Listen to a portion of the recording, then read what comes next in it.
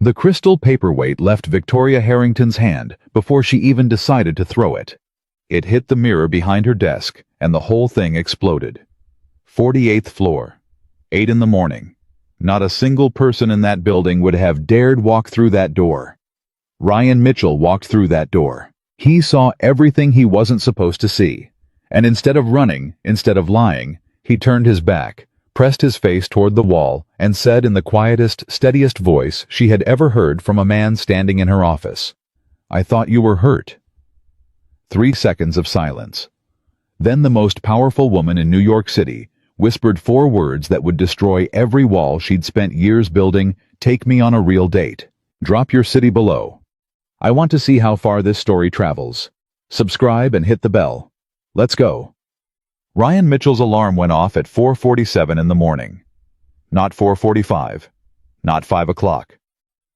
4:47. Because 4:45 wasn't enough time to make Emma's pancakes the way she liked them. Edges slightly crispy, a little extra butter melted into the center, and 5 o'clock meant he'd hit the crosstown traffic on Lexington and show up to the Harrington building smelling like exhaust and failure. 4:47 was the number he'd arrived at after 3 years of trial and error. 3 years of burned edges and missed trains, and getting to work 1 minute late, which meant Mr. Delgado at the security desk gave him that look. The look that said, "Your replaceable friend." Ryan couldn't afford to be replaced. He sat up in the dark, listened for a second, heard nothing from Emma's room, and swung his legs over the side of the mattress. The floor was cold. It was always cold in November. The building's heat didn't kick in reliably until 6, which was another thing on his maintenance list for a completely different building. A problem that would never actually get fixed because nobody with real authority cared enough to sign the work order. He stood in the kitchen in the dark for a moment before turning on the light over the stove, just the one over the stove. Never the overhead, because the overhead light at 5 in the morning in a small apartment felt like an interrogation. He started the batter. On the counter beside the mixing bowl sat a crayon drawing taped to the cabinet. Emma had made it 2 weeks ago. 3 stick figures. A tall one with a hard hat, a small one with pigtails and what appeared to be a cape, and a third figure slightly taller than the small one with long hair and a briefcase standing in the middle between the other 2. Emma had labeled them. Daddy. Me. My future mom. Ryan had smiled when she showed him. He'd said, "That's real nice bug." And then he'd taped it to the cabinet because throwing it away felt wrong, and keeping it in a drawer felt worse. And sometimes you just needed to let a 6-year-old's hope live somewhere in your kitchen without overthinking it. He mixed the batter. He didn't think about the drawing. Emma came out at 6:15, still half asleep, her hair a disaster dragging her stuffed elephant, the one she'd named Gerald, for reasons she'd never explained, by one gray ear. "Is it the crispy kind?" "It's the crispy kind." She climbed onto her chair and pulled Gerald up with her. Gerald got his own spot at the table. Ryan had stopped questioning Gerald's presence at meals around the time Emma was 4. He slid 2 pancakes onto her plate. She poured what he estimated to be roughly a quarter bottle of maple syrup over them, and then looked at him with complete satisfaction. "Daddy." "Yeah. Mrs. Patterson said we're doing a family project." Ryan poured his coffee. "What kind of project?" "A family tree." She stabbed a piece of pancake. "I need photos." "Okay. Of everyone in our family." He looked at her. She was watching him the way she did sometimes, not the 6-year-old way, but the older way. The way that reminded him uncomfortably of her mother, like she was waiting to see which answer he'd choose. "Okay," he said again. "We'll find some." She went back to her pancakes. "Gerald can be in it too." "Gerald's not a blood relative, Bug. Gerald is family." The firmness in her voice left no room for debate. "Fair enough." He stood at the counter and drank his coffee and watched his daughter eat her pancakes and drag Gerald through a puddle of syrup, and he thought the way. He thought every morning briefly, like a door opening 1 inch and then closing again, about Sarah. Sarah, who had made pancakes on Sunday mornings and called them lazy day stacks, and let Emma put chocolate chips in hers, even though Ryan had always said that was too much sugar for a 4-year-old. Sarah, who had been diagnosed in February and gone by August, which was the most violent thing time had ever done to him. He finished his coffee. He rinsed the mug. He did not think about Sarah anymore that morning. The Harrington building stood 52 stories above 6th Avenue, like it had always been there, and always would be, which was exactly the impression it was designed to give. The lobby was marble, actual marble, not the composite stuff they used in buildings with slightly smaller egos, and the elevator banks were polished brass, and the art on the walls cost more than Ryan made in 5 years. He had been working there for 2 years. He knew every flaw in that building. The elevator on the east bank that made a grinding sound between the 14th and 15th floors that wasn't dangerous, but would eventually need a full cable inspection. The third-floor men's room, where the cold water ran hot for the first 45 seconds.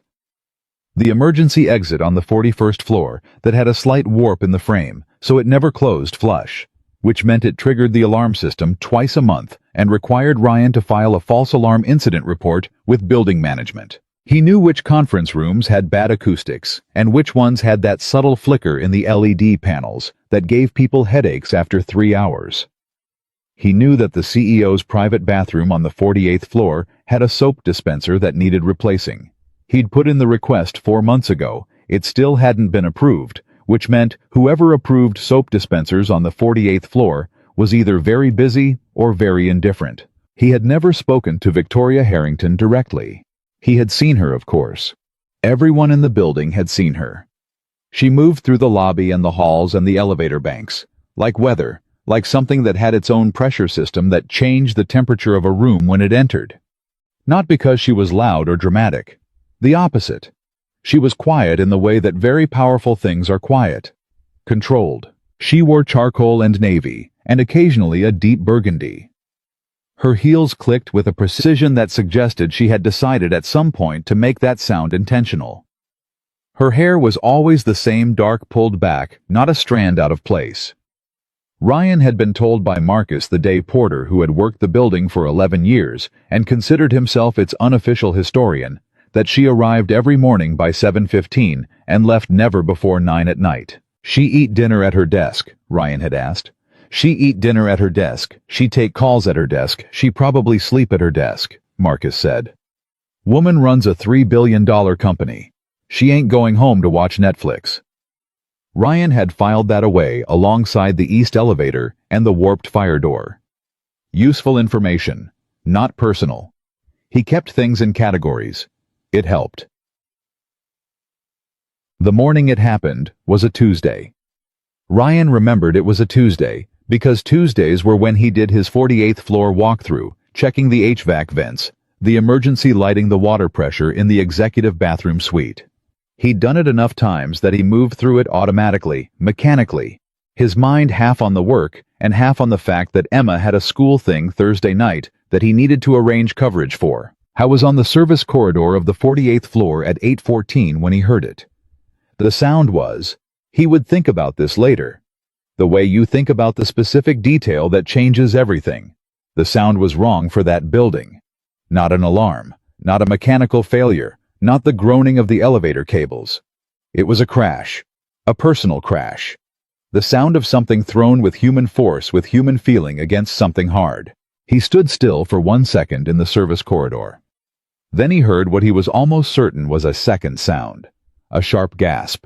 The kind of sound that happens when someone is hurt. He moved. He moved the way you move when you've been trained to respond to emergencies, but also the way you move when something in your chest just decides before your brain catches up. He covered the length of the corridor in 6 seconds, turned the corner, and pushed open the door to Victoria Harrington's private office. What happened next took less than 3 seconds in real time. He saw the shattered mirror on the far wall, the crystal paperweight that had done it still lying in the debris. He saw the desk impeccable, untouched.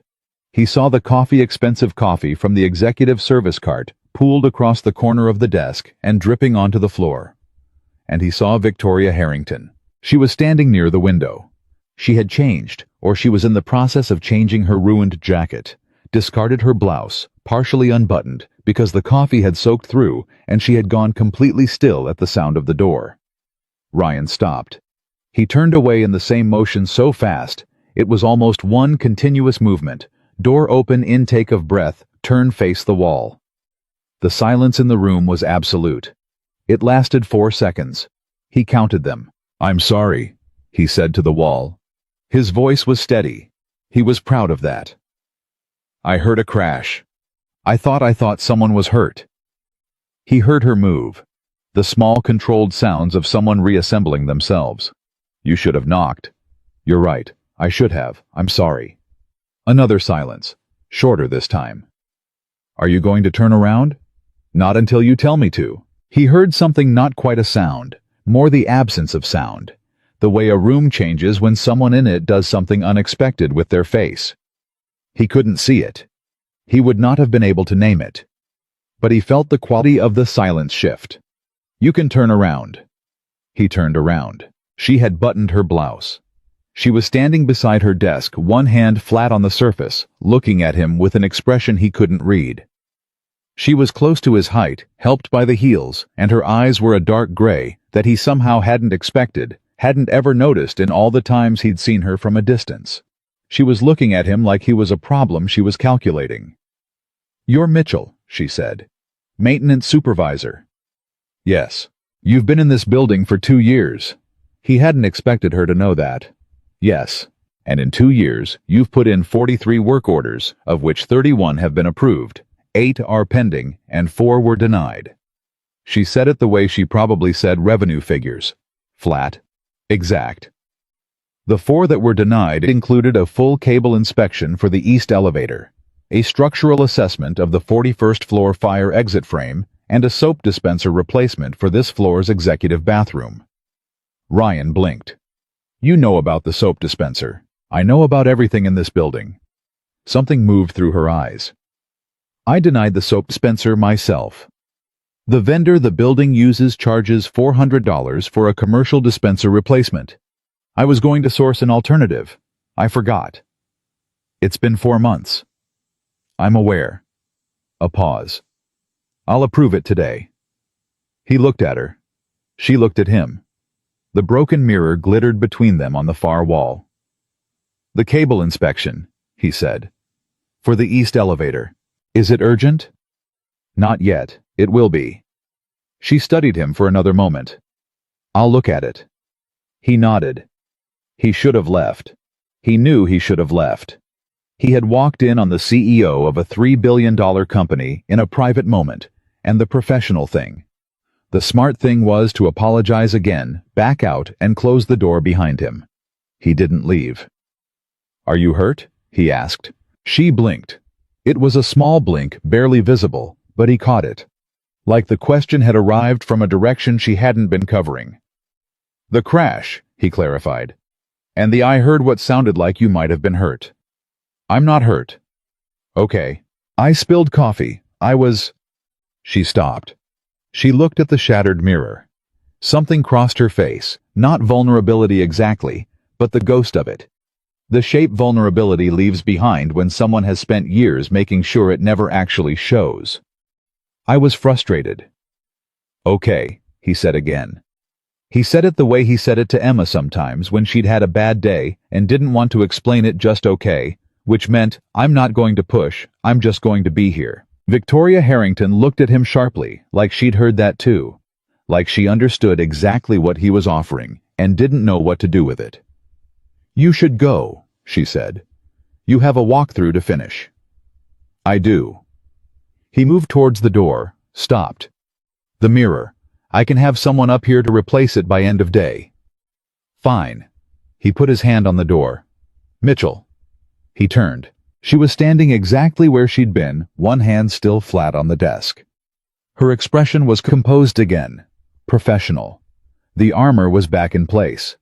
But her eyes were doing that thing again, that calculating thing, and he had the distinct feeling she was making a decision she hadn't entirely made yet. "You saw something you shouldn't have seen." His chest tightened. Here it came. The part where he got threatened or fired or both. He kept his face steady. "I know, I'm sorry. Stop apologizing. Not angry, just precise. I'm not going to report you." He waited. "But you walked into my office without knocking," she said. Motivated by concern, yes, but still. She tilted her head just slightly. That requires some kind of acknowledgement, some form of taking responsibility. He frowned, genuinely confused. What does that mean? Do you want me to file a report with HR? No. Do you want me to take me on a real date? The sentence landed in the room like she'd dropped something heavy. Ryan stared at her. She held his gaze without blinking. She wasn't joking, he could see that immediately. Victoria Harrington didn't joke, or if she did, this wasn't it. But she also wasn't. She also didn't look like a woman making a normal request. She looked like a woman who had just said something that surprised even her and was committed to it. Now absolutely committed because the alternative was backing down, and backing down was not in her vocabulary. He stopped, started again. You want me to take you on a date? A real one. Not a restaurant where I know the owner. Not somewhere with a private dining room. For the first time, something flickered across her face that he could only describe as naked. Somewhere real. He looked at her for a long moment. Ms. Harrington. Don't. Don't what? Don't tell me about the difference between your world and mine. I've had that speech from 17 people this year alone. He closed his mouth. She straightened, adjusted the cuff of her blouse, reassembled. Saturday, she said. 7 o'clock. I'll send you my address. A pause. Unless you're going to make me ask twice. Ryan Mitchell, single father, maintenance supervisor man, who made 4:47 his alarm time to get his daughter's pancakes right, looked at the most powerful woman in the building and felt something he hadn't felt in 3 years. Not love. Not yet. But the place where love begins. The place where two broken things touch, and one of them thinks maybe. I won't make you ask twice, he said. He walked out and closed the door behind him. He finished his walkthrough. He rode up the 41st floor fire door again and noted the east elevator cable inspection as priority elevated in his report, which was a designation he reserved for things that mattered, and sent the mirror replacement request to facilities, with a notation that it was the CEO's office, which ensured it would be handled today rather than next week. He did all of this on autopilot, because 90% of his brain was busy working on one sentence. Take me on a real date. By the time he got on the crosstown train at 6:15 that evening, he had gone through the full progression. Initial disbelief. The logical analysis of why this couldn't possibly mean what it sounded like. The counter-arguments. The ways he had probably misread the situation. And then, somewhere around the Lexington Avenue stop, a text arrived. An address in the West Village. 7 words beneath it. Saturday. 7. Don't wear anything too formal. He read it 3 times. He put his phone in his pocket. He looked up at the ceiling of the train car, and a woman across from him was watching him with mild curiosity, and he realized that the expression on his face was probably something close to the expression you have when a piece of the world you thought you understood completely turns out to have a door in it you'd never noticed. He got off at his stop. He walked home. He opened the apartment door, and Emma ran at him from the kitchen with Gerald and a watercolor painting she'd done at school, a house, a garden, a sun with an improbably large smile, and he picked her up and she wrapped her legs around his waist, and he looked at the painting and said, "This is incredible, Bug," and she said, "I made the sun happy because you're home." And for a moment, the whole weight of it, the train ride, the office, the mirror, the date, the text, all of it sat on him at once. He held his daughter. He didn't say anything.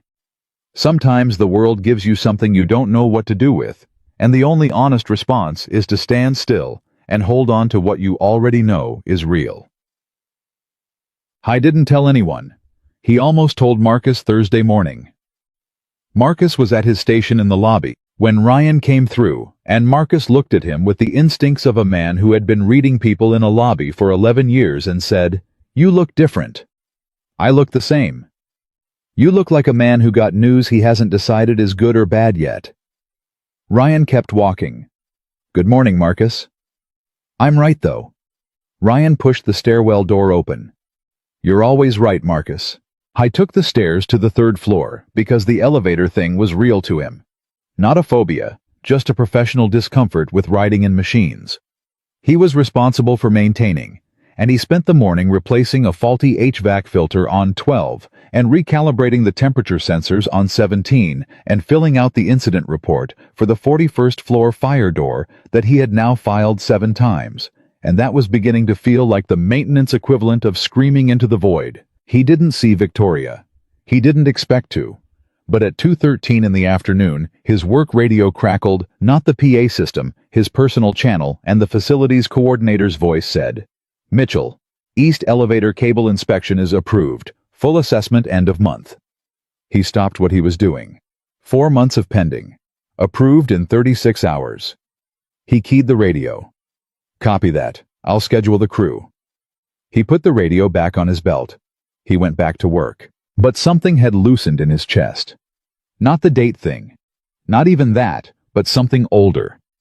Something that had to do with work orders and being invisible and filing the same report 7 times and never knowing if anyone was actually listening. Someone had listened.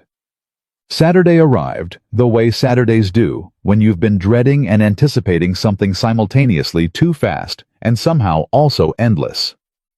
He spent 40 minutes standing in his closet, which was not a thing Ryan Mitchell typically did. He owned work clothes, weekend clothes, and the single dark blazer he'd bought for Sarah's memorial service, which he had not worn since. He wore dark jeans, clean boots, a gray button-down. Not formal, not casual.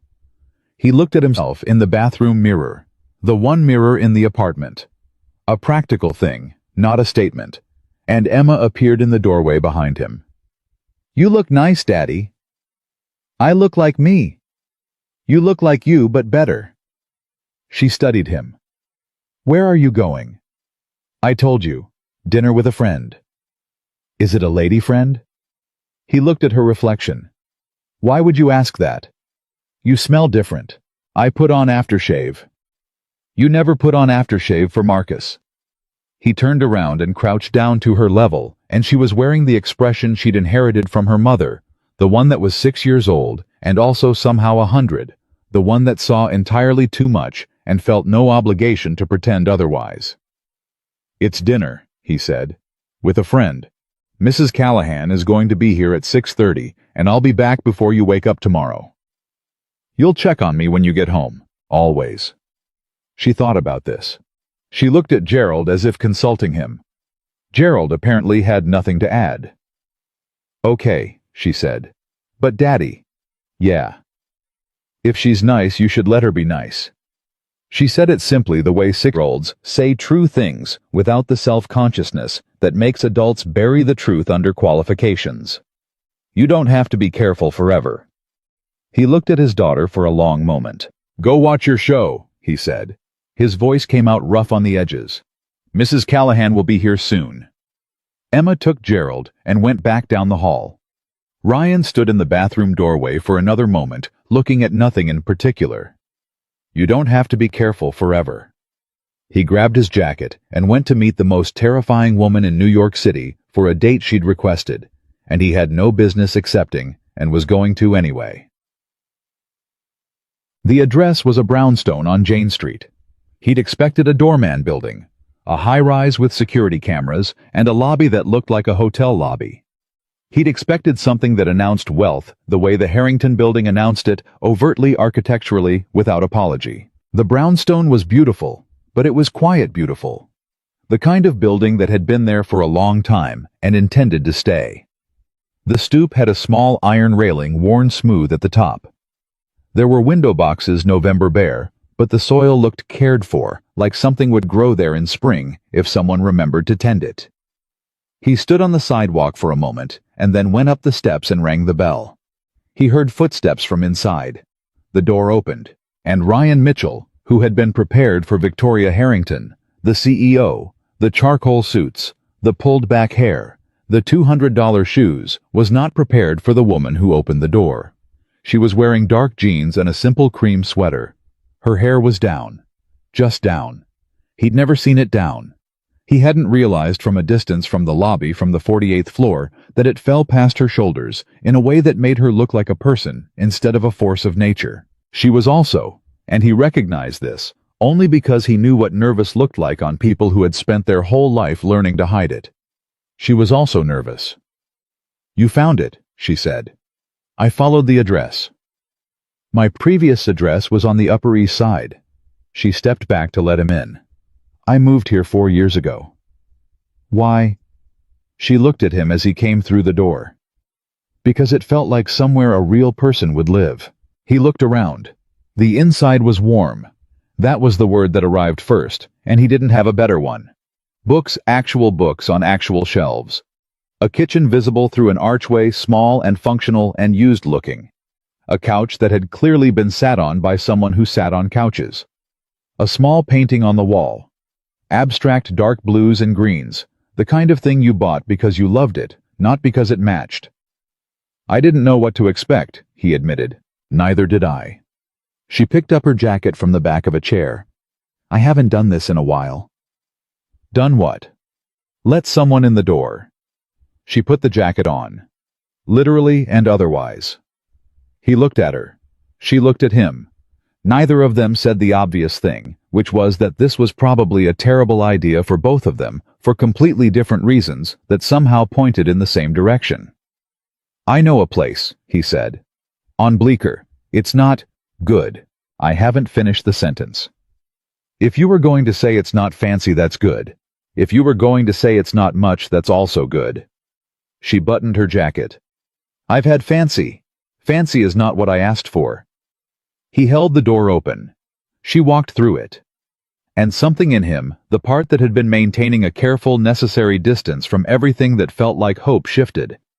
Not much. Just enough. The place on Bleecker was a pasta restaurant that had been there since 1987 and had no intention of updating anything about itself, which was exactly why Ryan liked it. The tables were small, the candles were actual candles in actual wine bottles, and the man who ran it. Carlo 60-something, the kind of man who had clearly decided somewhere around 40 that the opinions of strangers were not his problem, seated them in the back corner without ceremony. Victoria looked around. "It smells like garlic and red wine and something I can't identify."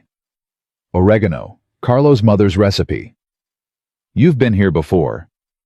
"I used to bring Emma here for special occasions. She calls it the spaghetti place." He picked up the laminated menu, which was also a thing that hadn't been updated since approximately 1994. "She thinks the candles are magic." Victoria looked at the candle between them on the table. Something moved across her face. "Does she know you're here tonight?" "She knows I'm at dinner with a friend." And she asked me if it was a lady friend." "What did you say?" "I said it was dinner with a friend." "Diplomatic." "I try." Carlo brought water and a basket of bread without being asked, which was the way things worked at the spaghetti place, and disappeared again. Victoria tore off a piece of bread and held it and didn't eat it immediately, which Ryan noticed because he'd learned to notice the things people did when they were thinking about something else. "Can I ask you something?" she said. "You can ask." "Why did you actually come tonight?" He set his menu down. "Because you asked." "That's not an answer." "It's the most honest one I've got right now." She looked at him for a moment. Then she put the bread down. "I don't do this," she said. "I need you to understand that. I don't ask people to dinner. I don't open my door. I don't—" She stopped, collected herself. "The last time I allowed someone close, he spent 18 months learning everything about me and then used it to restructure a deal that should have cost his firm $30 million. Ryan was quiet. I was charming, attentive. He asked the right questions and remembered the answers, and I thought, she shook her head, a small, precise movement. I thought he saw me, but he saw the company. He saw the leverage. What happened? I found a text he sent to his business partner. Her voice was even, matter of fact. It said, "Give me 6 more weeks. She's almost there." The candle between them flickered. Ryan looked at the woman across from him. The woman who shattered mirrors when no one was watching and approved work orders in 36 hours and opened her door in a cream sweater and looked right now in this restaurant, in this corner, in the candlelight, like someone who had been carrying something very heavy for a very long time. "What did you do?" he asked. "I ended it. I protected the company. I won." She picked up the bread again. "I'm very good at winning." And she looked at him. "And," he repeated. A long pause. "And I went home that night and sat in my kitchen for 3 hours," she said quietly. "Because I couldn't figure out if I was sad that I'd been used, or sad that I'd believed it." He understood that. He understood it in a way that had nothing to do with business and everything to do with sitting in a kitchen at 4 in the morning, wondering if the version of yourself that believed things was broken or brave. "My wife got sick," he said. Victoria went still. "She was diagnosed in February, pancreatic." He said it the way he'd trained himself to say it without falling into it. "She died in August. Emma was 3. I'm sorry. It was 4 years ago." A beat. "Doesn't feel like 4 years." "No," she said softly. "I imagine it doesn't. For a long while I couldn't figure out what I was grieving. Her, obviously, but also the person I was when she was alive. The person who made plans." He looked at the candle. "You stop making plans. It feels safer." "But—" He looked at her. "You made a plan to come here tonight," she said. He smiled. It came out small and real, and he didn't try to make it bigger. "I guess I did." Carlo came back. They ordered. Victoria ordered the carbonara, which surprised him slightly, and when he said so, she said, "What did you expect?" And he said, "Something you'd have a personal chef prepare at your desk." And she said, "That's very rude." But she was almost smiling when she said it. Almost. It was enough. They talked for 2 hours. Not about the building, not about work orders or cable inspections or the 41st floor fire door. Not about her company or his salary or any of the million things that existed between them on paper. They talked about Emma and her crayon drawings and Gerald the elephant and the debate over whether Gerald counted as family, which Victoria came down firmly on the side of. Yes, he does, a position she held with more conviction than Ryan expected. They talked about the books in her living room. She had read all of them, actually read them, not displayed them, and about how she'd started buying them instead of reading them on screens because she wanted to underline things, and he said he'd always wanted to be the kind of person who underlined in books, but he always felt bad about it, and she said, "They're yours. Deface them."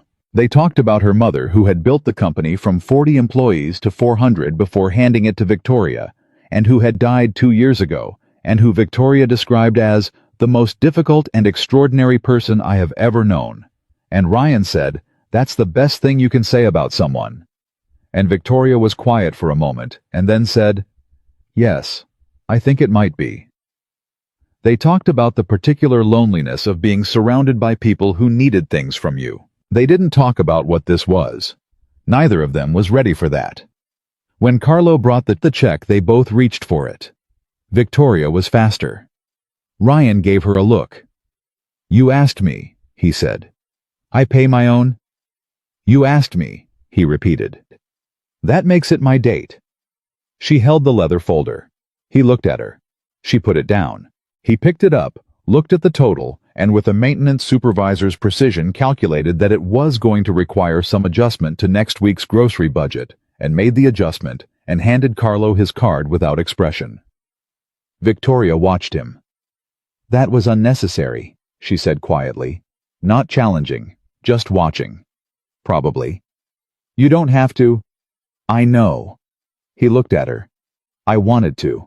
Carlo brought his card back. They put on their jackets. They walked out into the November night, and Bleecker Street was doing what Bleecker Street did at 9 on a Saturday. A live, loud, warm light spilling out of windows onto the sidewalk, and they stood outside the restaurant for a moment. "I'll get you a car," Victoria said, reaching for her phone. "I'll take the train." "It's late." "I've been taking the train my whole life." She looked at him. The wind moved her hair, and she didn't do anything about it. This was She stopped. He waited. Real, she finally said. This was real. He nodded. I didn't think I still knew what that felt like, she said. He looked at her for a long moment. This woman who ran billions in shattered mirrors and ordered carbonara and held a bread roll for 10 minutes before eating it, and talked about her mother like she was still learning what the loss meant. Yeah, he said. Me either. She looked like she was about to say something else, and then she didn't, and he thought that was probably right, that some things deserve to stay unfinished a little longer. Left open like a door that you're not ready to walk all the way through yet, but you're also no longer willing to close. He walked to the subway. He took the train home. He looked in on Emma, who was asleep with Gerald tucked under one arm, and he stood in her doorway for a moment in the dark. You don't have to be careful forever. He turned off the hallway light. He sat at the kitchen table in the quiet, and he looked at the crayon drawing on the cabinet. The three stick figures, the long-haired woman with the briefcase, his daughter's hopeful handwriting beneath them. Mom said good people find each other. He sat there for a while. I didn't know what was coming. He couldn't have told you what the next week would look like, or the next month, or whether this was the beginning of something, or just one real night in a life that had been running on careful and cautious, and 447 alarms for 3 years. But for the first time since August 4 years ago, since the particular August that had rearranged the architecture of everything, he did not feel like a man standing outside a room. He felt like a man who had knocked on a door, and someone against all odds had opened it.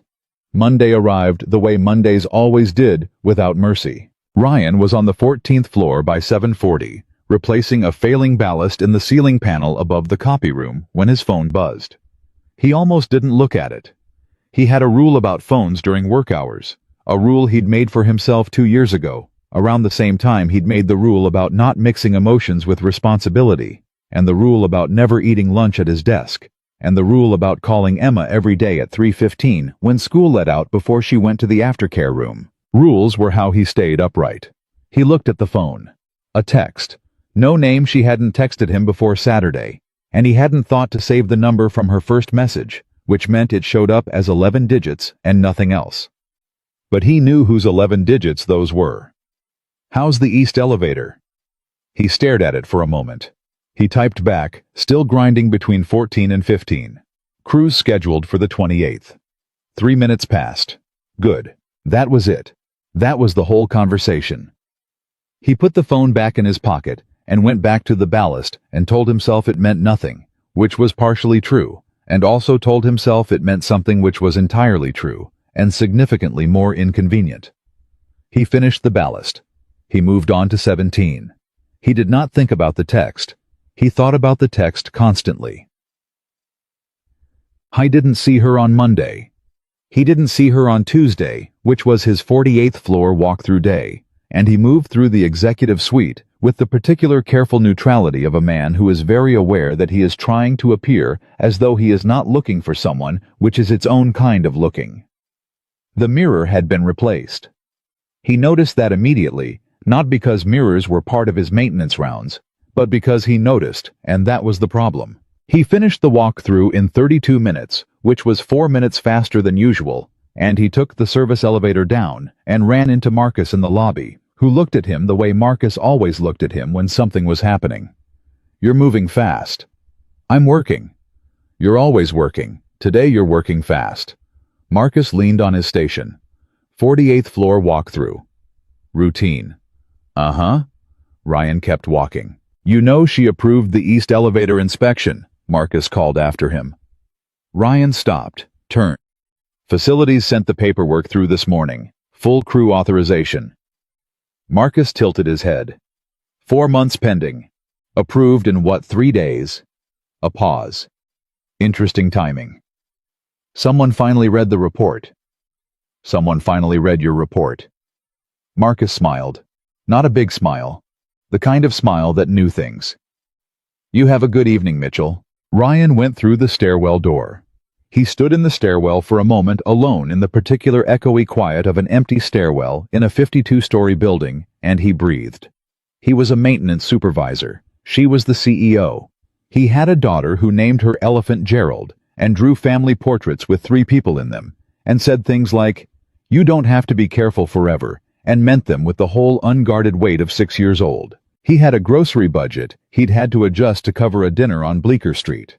He had an apartment with 1 mirror and a crayon drawing on the cabinet, and a blazer he'd only worn once for the worst reason. He took the stairs down. He went back to work. Wednesday she walked past him in the corridor on 12. Not the executive floor. 12, the mid-level floor, the one with the accounting department and 2 conference rooms, and a printer that jammed so consistently, Ryan had a specific tool on his belt just for it. She was walking with 2 men in suits, holding a folder mid-sentence about something. Ryan caught only the edge of, "The Q4 projection assumes a margin we can't sustain if," and then she saw him. 2 seconds. That was all. She didn't stop walking. She didn't acknowledge him with anything obvious. Nothing that the 2 suits would have caught.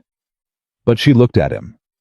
And in those 2 seconds the composed CEO expression shifted just barely, just at the edges into something that was not composed at all.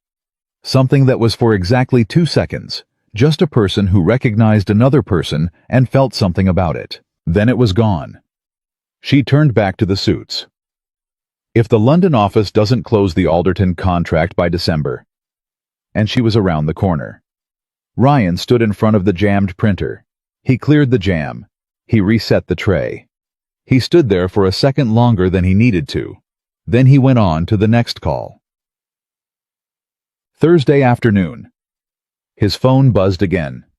He was in the building basement checking the water main pressure gauges, which was not a glamorous job, but was the kind of job where a small mistake in attention became a very large and very wet problem. He finished what he was doing before he looked. Not 11 digits this time. Victoria H. She'd put herself in his contacts. He hadn't given her his number. She'd gotten it from facilities or HR or some mechanism that powerful people have access to that regular people don't think about. And she'd added herself. Victoria H., not Victoria Harrington. Not V. Harrington. Not a title or a company name. Just Victoria H. The text said, "There's a thing Saturday. A fundraiser. The kind I can't avoid. I need someone who won't spend the whole evening trying to impress me." He read it twice. "I don't own a tuxedo," he typed back. The reply came in 40 seconds. "I know. Wear the gray button down." He looked at his phone. "You don't know what I own. I know what you wore Saturday." It was right. He stood in the basement next to the water main for a moment, and something happened to his face that he was glad no one was there to see. What time he typed? 7. Same address. And Mitchell. He waited. Don't overthink it. He put his phone in his pocket. He finished the pressure check. He went home that evening and told Emma he had another dinner on Saturday, and Emma looked at him over her macaroni and said, "The same lady friend." And Ryan said, "Eat your dinner, bug." And Emma said with the devastating confidence of someone who considered herself an expert on the subject, "Gerald says yes." Ryan looked at Gerald propped against the salt shaker. Gerald has a lot of opinions for someone with no mouth. Gerald communicates through feeling, Emma said, and went back to her macaroni. The fundraiser was at a hotel on Park Avenue. Ryan knew it was a hotel on Park Avenue the way he knew that the east elevator made a grinding sound between 14 and 15 as a piece of practical information that had nothing to do with him personally. He had been inside the hotel exactly once, 3 years ago, to fix an HVAC issue in their event space as a contracted job. He remembered the ceilings were high, and the carpet was the kind of thick that swallows sound. He stood on the sidewalk outside Victoria's brownstone at 6:55 and rang the bell. She opened the door in 60 seconds. She was wearing a deep green dress, not what he'd expected, which was something severe and architectural. The kind of thing you saw on the cover of magazines. This was simpler than that, and somehow more striking because of it, and he was not prepared for it, and he could tell from the way she looked at him that she'd noticed he wasn't prepared. "You wore the gray button down." "You told me to." "I didn't think you'd listen." "I generally follow directions." Something moved across her face that was not quite a smile, but lived in the same neighborhood. "We should go." In the car. A car that arrived silently and without being called, because that was apparently how things worked in her life. She sat beside him and did not look at her phone, which he understood was a significant gesture because she was the kind of person whose phone was never silent. "How many people will be there?" he asked. 300, maybe more. She was looking at the street. "Half of them will want something from me. A quarter of them will say something complimentary about my dress before pivoting to a business proposition. The remaining quarter are there for the actual cause, which is children's literacy, and those are the only ones worth talking to." How do you tell them apart? The ones who are there for the cause will talk about the books. She turned to look at him. Everyone else will talk about the donation. He thought about this. What do you need me to do? She was quiet for a moment. Just be yourself, she said, and it came out slightly stiff, like she'd practiced it, and it still didn't fit right in her mouth.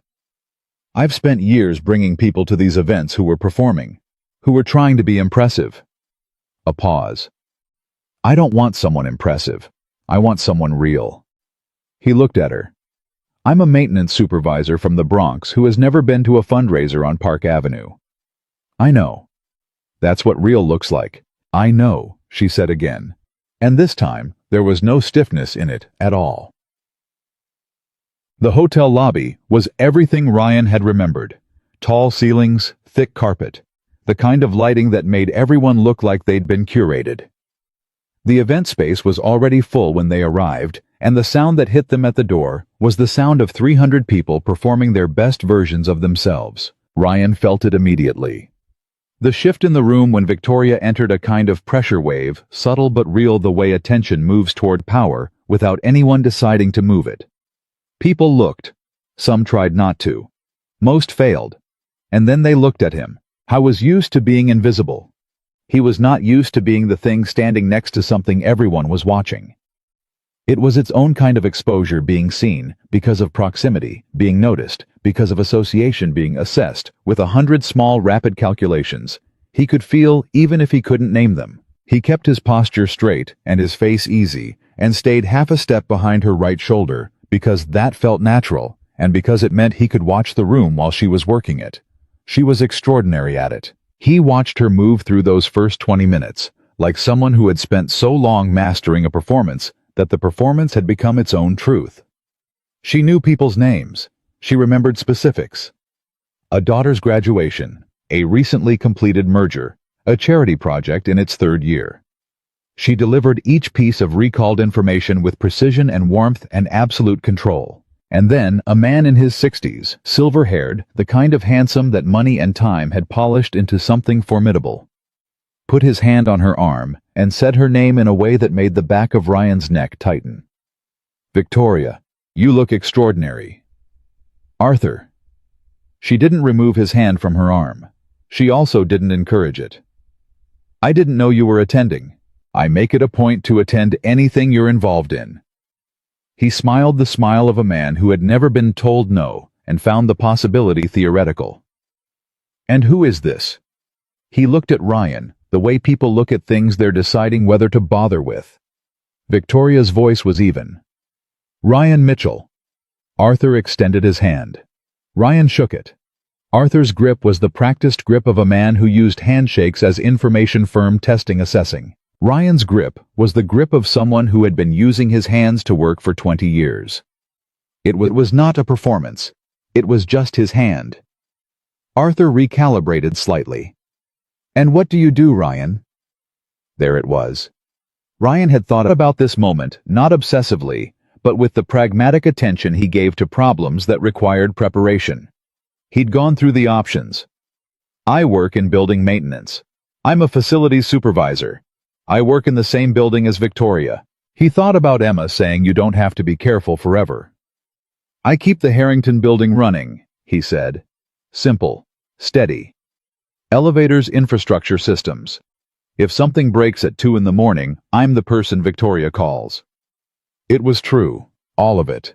And he said it the way you say something true without apology, without inflation. Arthur blinked. Victoria did not look at Ryan. But he felt her in his peripheral vision go still, in a way that was different from her normal stillness.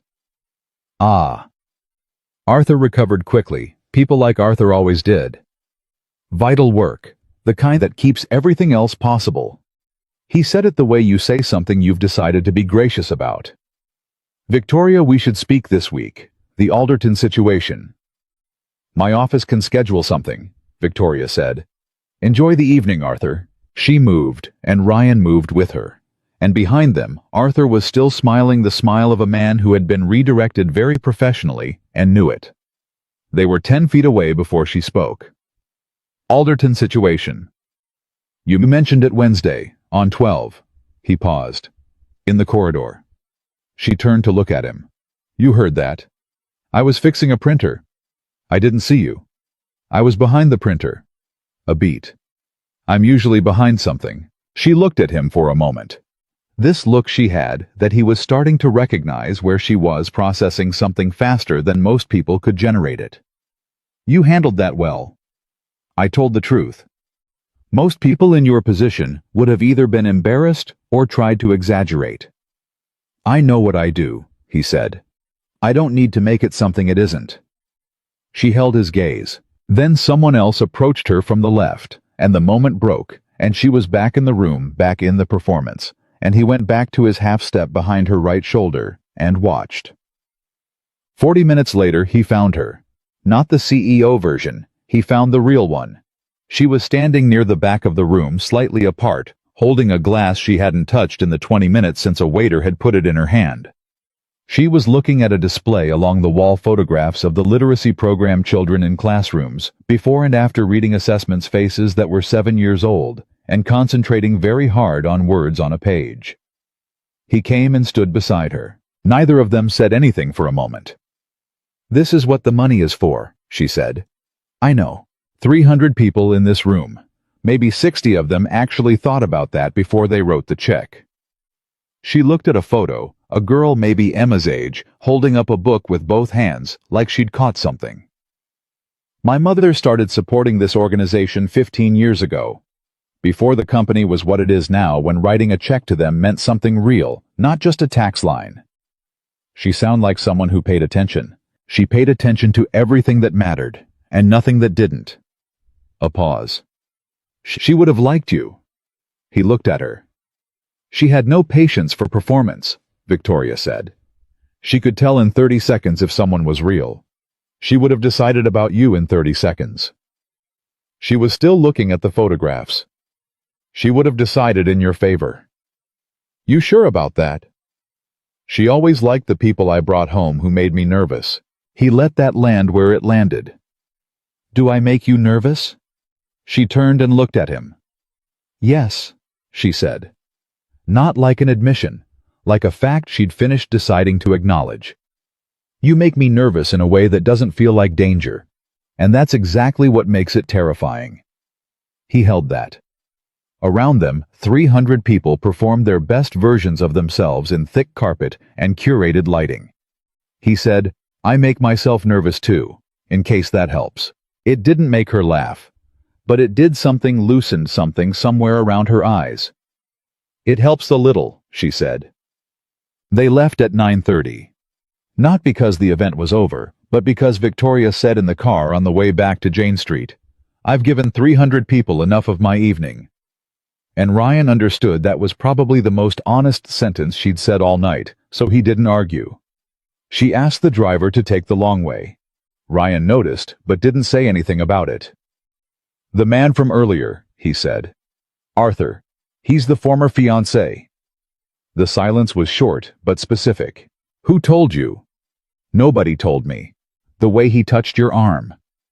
A beat. The way you didn't move. She looked at the street going by outside the window. His name is Arthur Weston. We were engaged 4 years ago, 18 months. She said it flat, the way she'd said it in the restaurant, matter of fact, like a weather report for a storm that already happened. I told you the rest. You told me some of it. The relevant parts. He's still connected to the company somehow. She turned to look at him. You noticed that too. You redirected him very carefully. Not the way you redirected the other 20 people who tried to pitch you something tonight. He kept his voice even. He's not just someone from your past. She was quiet for a moment. He has existing relationships with two of my largest investors. If he's positioning himself back into those relationships, it could... She stopped. This isn't a conversation for tonight. Okay. I'm not avoiding it. I'm just... Victoria. He said her name simply, not to stop her, just to say it. Okay. Tonight doesn't have to carry everything. She looked at him. Something shifted in her face that he was starting to recognize that particular shift, the one that happened when she was deciding whether to trust the ground before putting her weight on it. You're very calm, she said. I work in a building with 1,100 employees and a fire door that won't close. Calm is a professional requirement. That one got her. Not the CEO smile, the real one. The one that she couldn't entirely control, that moved faster than her composure could catch. The fire door, she said. 7 incident reports. Send me the 8th one, directly, not through facilities. He looked at her. I'll approve it before lunch. He nodded. And then, because the moment felt honest enough, why didn't you approve the others? I never saw the others. They went to facilities management, and facilities management has 43 items in rotation, and the fire door isn't dangerous enough to prioritize and isn't minor enough to dismiss, so it sits in the middle. She paused. I approved the elevator because you mentioned it in my office. I approved it because I believed you when you said it would become urgent. Because I walked in on you. Because when you walked in on me, and I was standing there in a situation that most people would have used against me in some way, the first thing you asked. She stopped. Started again. The only thing you asked was whether I was hurt. The car was quiet. That's the reason, she said. Outside, the city moved past them, all lit up and indifferent, the way cities are, the way New York is specifically, not cruel, just enormously busy with other things. Ryan looked at his hands. He thought about 4:47 in the morning. He thought about a mixing bowl and a crayon drawing and a stick figure with a briefcase standing between 2 other stick figures. I have to ask you something. Something, he said. Ask. Why me? And don't tell me it was the door. Before the door. Before Saturday. You said you remembered things, that you'd noticed me. He looked at her. Why? She was quiet for long enough that he thought she might not answer. There's a janitor on the 4th floor. Young guy, Luis. He's been there about 8 months. Sends money home to his mother in El Paso. She folded her hands in her lap. You know that? Ryan frowned. His heating unit in his break room, last February. You stayed until 11 at night to fix it, in February, because you'd heard from someone that Luis's shift ran till midnight, and the break room was the only warm place he had access to. She looked at him. I have cameras, Ryan. I see the building. He said nothing. And in September, the new associate in accounting first week, she was crying in the stairwell on her lunch break. You found her there. You sat down on the stairs. Victoria's voice was even, but something underneath it wasn't. You sat on the stairs and you said, and I have the audio, because the stairwell has a mic near the emergency intercom. You said, the first month at a new place is always the hardest. It gets easier. And if it doesn't, you come find me and we'll figure it out. Ryan was completely still. You didn't know anyone was watching, or listening. She looked at him steadily. You never know anyone is watching. That's the point. You're the same person in the stairwell and in the lobby and in my office. That's... She stopped. That's so uncommon that when I see it, I don't know what to do with it. I thought about the girl in the stairwell. She was named Jennifer. He remembered. He always remembered, and she'd stopped crying, and they'd talked for 12 minutes, and she'd gone back to the accounting floor, and as far as he knew, she was still there. He hadn't thought about it since. I was just, he started. Don't say you were just doing what anyone would do. Nobody does what you do. Her voice was quiet but precise. I run a company with 4,000 employees. I know exactly what most people do. He looked at her for a moment. Your mother taught you to pay attention, he said. Something moved through her eyes. Yes, she said softly. She did. The car stopped at Jane Street. They sat for a moment before anyone moved. I'd ask you in, she said. But I think we both know that tonight isn't the night for that. Yeah. Not because I don't... She stopped, tried again. It's been a long time since I did anything slowly. I'm not sure I know how anymore. He looked at her. I make 4:47 work every morning, he said. I'm good at slow.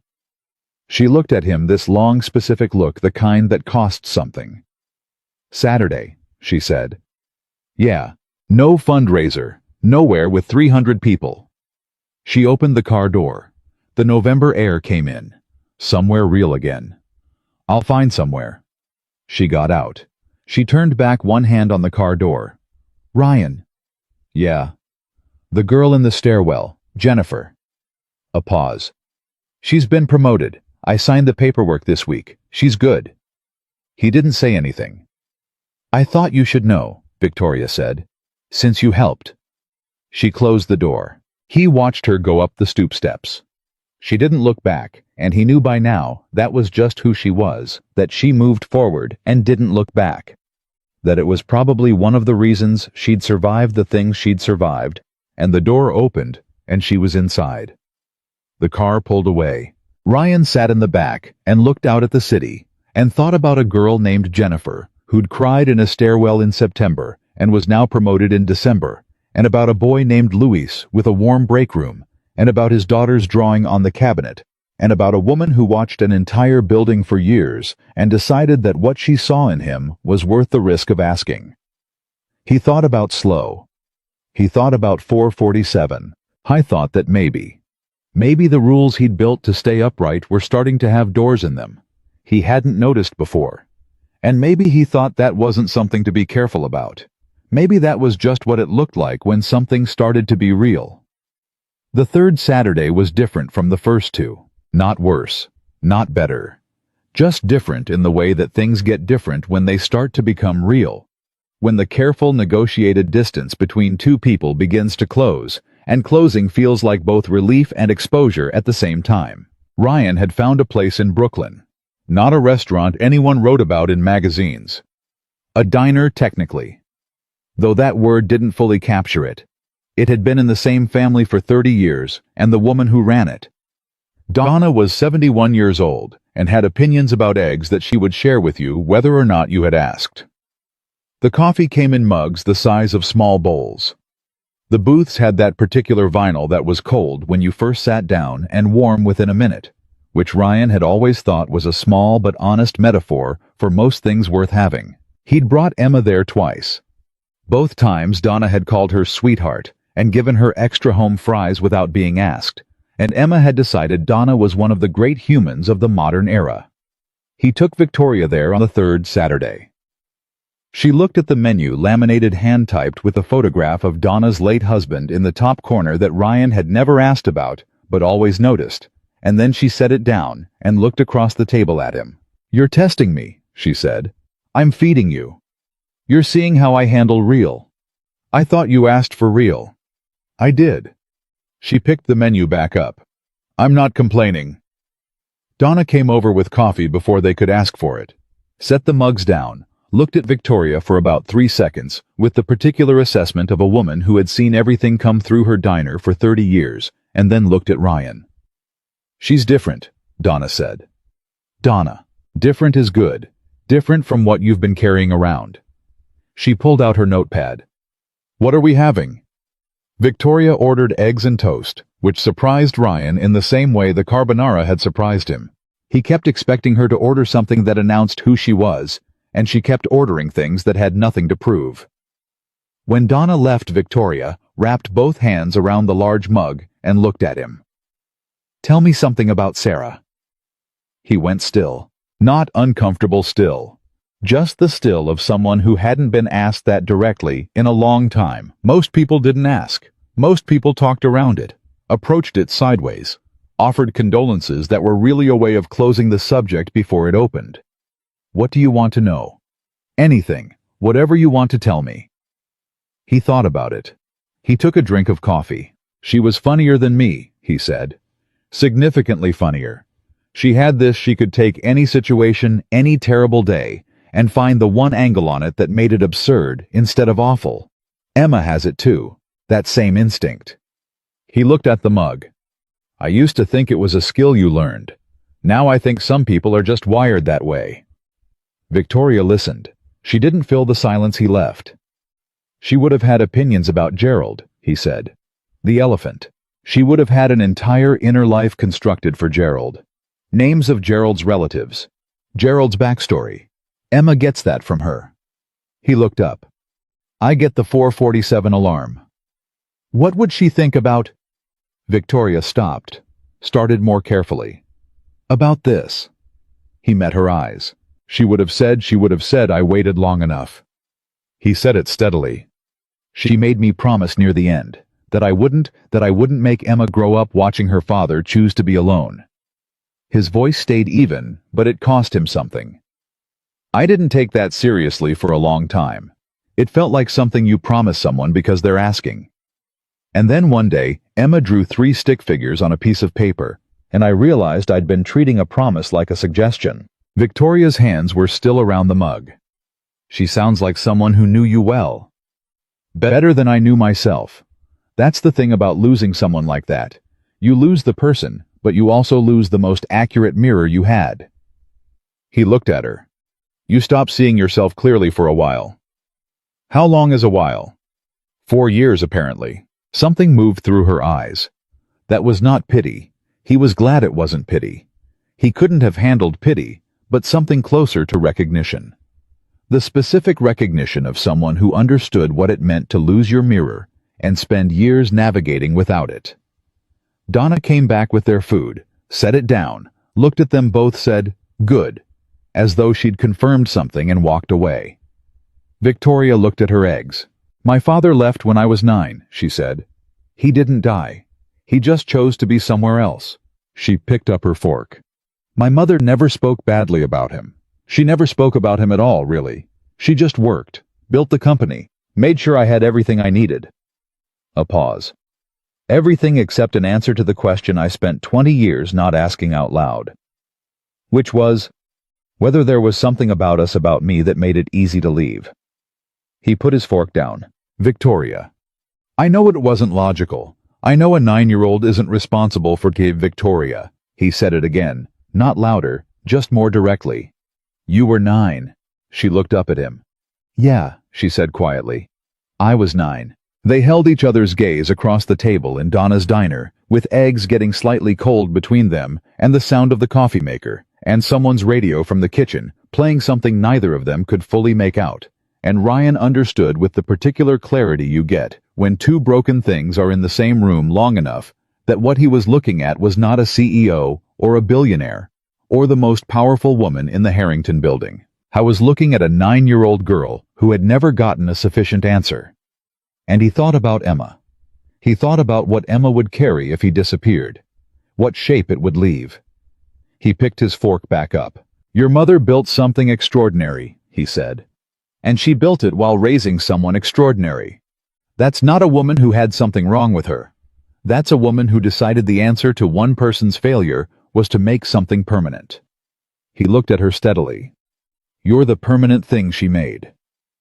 Victoria didn't say anything for a moment. Then she took a bite of her eggs. You should have been a therapist, she said.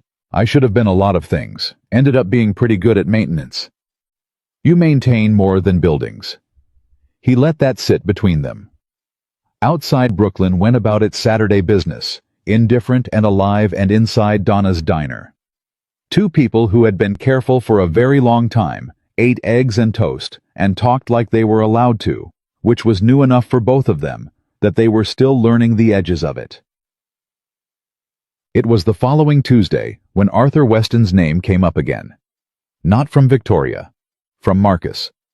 Ryan was crossing the lobby at 7:50 in the morning when Marcus caught his eye with the particular look that meant, I have information, and I've been waiting for the right moment.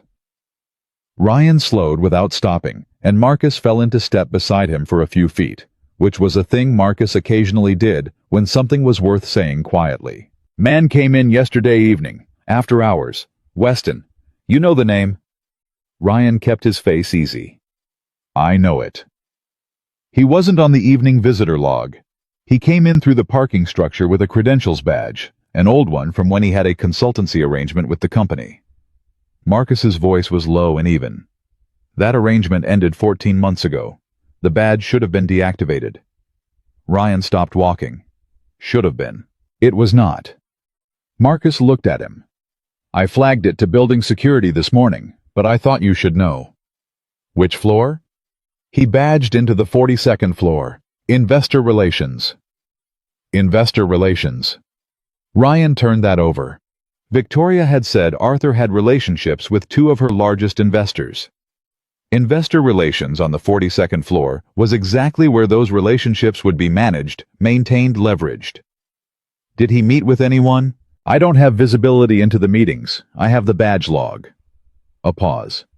And I have 12 years of watching people come through this lobby, which tells me that a man using a credential that should be dead after hours through the parking structure is not making a friendly social call. Ryan nodded. Thank you, Marcus. I didn't tell you anything. I know. He took the stairs. I had a full day scheduled, 3 maintenance calls, a crew coordination meeting for the east elevator inspection, and a fire door follow-up that was now finally officially approved and scheduled. He did all of it. He did it with the focused forward-moving attention that was his professional default. The same attention he gave everything that required him to keep something from falling apart. But underneath it, the whole day ran a current he couldn't ignore. Arthur Weston. Old badge. Investor Relations. After hours. By 4 in the afternoon, he'd made a decision. He texted Victoria. Not 11 digits anymore, he'd saved her 2 eventually. Victoria H. in his phone the same way she had it. Can we talk tonight, not a date? Something I need to tell you. The reply came in 3 minutes. My office, 6 o'clock. Use the service entrance, I'll clear it with security. He looked at the text. The service entrance. She was protecting his access, making sure he wouldn't be stopped or questioned. She was thinking practically about the logistics of what he'd asked. He thought about what Marcus had said. I didn't tell you back to work. Her office at 6 in the evening was different from her office at 8 in the morning. The building had emptied out, or mostly emptied. The way large buildings never fully empty. There were always the people who stayed, the ones whose ambition or dedication or lack of anywhere better to be kept them at their desks, past the point when the overhead lights went to half. But the 48th floor was quiet. The executive suite was still. The new mirror on the wall caught the light from the city outside the window and threw it softly across the room. Victoria was at her desk when Ryan came in. She looked up and he could see immediately that she'd been waiting with the particular quality of attention she gave, things she was working to stay neutral about. Sit down, she said. He sat. He told her. Straightforward in sequence, the badge, the after-hours access, the 42nd floor, the Investor Relations Department, Marcus's 12 years of instinct. He didn't editorialize. He gave her the information the way he'd give her a maintenance report. Here is what is happening. Here is why it matters. Here is what I think needs attention. She listened without moving. When he finished, she was quiet for a long moment. The badge should have been deactivated, she said. Yes. That's a security failure. Yes. I'll deal with that today. She stood up, walked to the window, stood with her back to him, looking at the city. He's been working the investors. I suspected it, but I didn't have... She stopped. Daniel Farrow on 42. He's been managing the relationship with our 2 largest institutional investors for 3 years. He's good at his job, and he's also... Another stop. He's also ambitious in a specific direction. The kind of ambitious that calculates which relationships are worth cultivating. Ryan watched her back. Is Farrow going to be a problem? Farrow is going to be a very short-term employee if he's been providing Arthur access to proprietary investor information. She turned around. Her face was composed, controlled. But something behind it was not. Something was moving fast, working fast, processing the implications of a threat she'd built her entire professional identity around never being vulnerable to again. I'm not angry at you for telling me. I know. She crossed her arms. I'm angry that he's doing this again. That he... She stopped herself. Uncrossed her arms, made herself still. I built every protection this company has because of what he did 4 years ago, and he's walking back through a door I thought I'd sealed. You'll seal it again. I will. The certainty in it was absolute. But that's not what... She looked at him. Something shifted. You came here to tell me this. You got this information through someone who trusts you, and your first instinct was to tell me. Obviously. Ryan. Her voice dropped slightly. Most people in your position would have stayed out of it. It's not your company. It's not your problem. You could have decided it was none of your business, and it is my business. The words landed between them. Not loud, not dramatic. Just true in the way that certain sentences are true all the way through without qualification. She looked at him. Because of you, he said. It's my business because of you. The room was very quiet. She sat back down at her desk, not because she needed to, but because she seemed to need something solid under her. She put her hands flat on the desk, that gesture he'd come to recognize, the one she used when she was grounding herself. I need to make some calls, she said. I know. Tonight, now. I know. Ryan. Go. He stood up. Handle your company. I'll be here. She looked up at him. You don't have to wait. I know that too. I went to the small seating area on the far side of the office, the area with 2 chairs and a low table that was probably used for private conversations with investors, or attorneys, or board members. And he sat down, and he pulled out his phone, and he texted Mrs. Callahan to let her know he was running late, and Emma was fed and in bed already according to schedule, and Mrs. Callahan texted back 3 words. Take your time. He put his phone down. Across the office, Victoria made calls. I didn't listen. He turned his attention to a maintenance report he'd been drafting on his tablet, the East Elevator inspection prep, the crew schedule, the parts order. He worked on it with genuine focus, not performative focus, because the East Elevator was real, and the inspection was real, and doing work well was something he understood regardless of where he was doing it. An hour and 40 minutes later, Victoria put her phone down. He looked up. She was looking at him with an expression he hadn't seen before. Not the CEO composure. Not the nervous vulnerability of the brownstone doorway or the diner. Something in between. Something that was both at once. Pharaoh's been put on administrative leave effective tonight, she said. Legal is pulling the badge access logs going back 6 months. Security is deactivating every legacy credential in the system, should have been done 18 months ago. That's on me. She paused. And I've asked the 2 investors in question to hold any meetings with external parties until my office has reached out. You moved fast. I always move fast when someone threatens what I've built. He nodded. She stood up. She walked to the window again, but this time she didn't stand with her back to him. She stood sideways, looking at both the city and the room at once. You stayed, she said. I said I would. People say things. I know. He stood up too, walked toward her. Not all the way. Halfway. The right distance. I stayed because I said I would, and because you needed someone in the room who wasn't part of the problem. He looked at her. I'm not part of your problem, Victoria. I know that. Do you? A long pause. I'm working on knowing it, she said.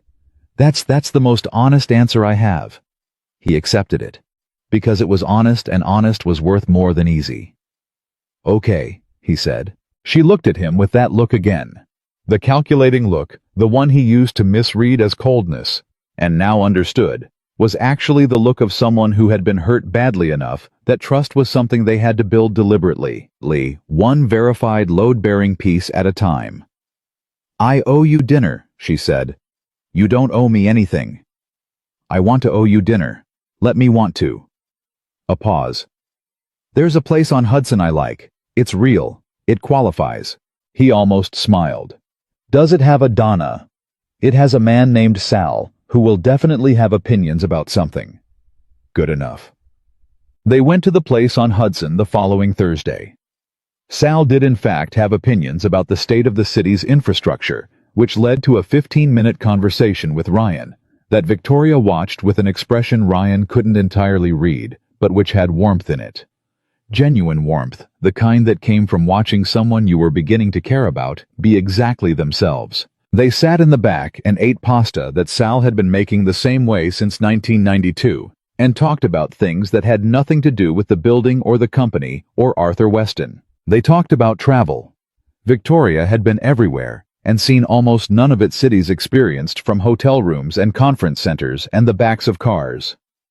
Ryan had been almost nowhere and seen everything he'd seen completely. He'd taken Emma to Maine 2 summers ago, just the two of them, and they'd spent a week in a rented cabin, and Emma had caught her first fish and cried about it, which meant Ryan had put the fish back, and then they'd both felt better. Victoria laughed at that. The real laugh. The one he'd decided was his favorite sound currently in rotation. She cried, holding this fish, looking at me with absolute devastation, like I'd personally arranged for this to happen. What did you say? I said, we can put him back. And she said, but he's going to be scared. And I said, fish don't have long memories. And she said, he shook his head. She said, Gerald would be scared. Victoria pressed her hand to her mouth.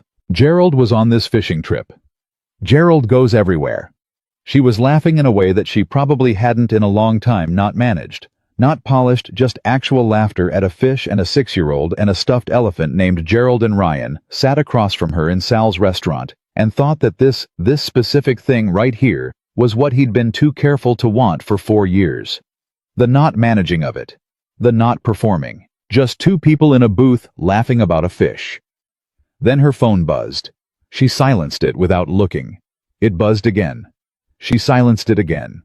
The 3rd time it buzzed, something shifted in her face. The CEO thing. The thing that existed underneath everything else and never fully turned off. I have to look at this. Look. She looked. He watched her face change. It's from my board liaison. Her voice went flat. Not cold flat the way voices go when someone is processing something very fast and buying time while they do it. One of the institutional investors, the one Arthur has been cultivating, has requested an emergency board call for Monday. Ryan went still. That was fast. Too fast. She put the phone on the table face down, deliberately. He's been planning this longer than I thought. The investor outreach pharaohs accessed the badge that wasn't deactivated. She shook her head. This isn't opportunistic. He built this. He's been building it. Can he do anything with a board call?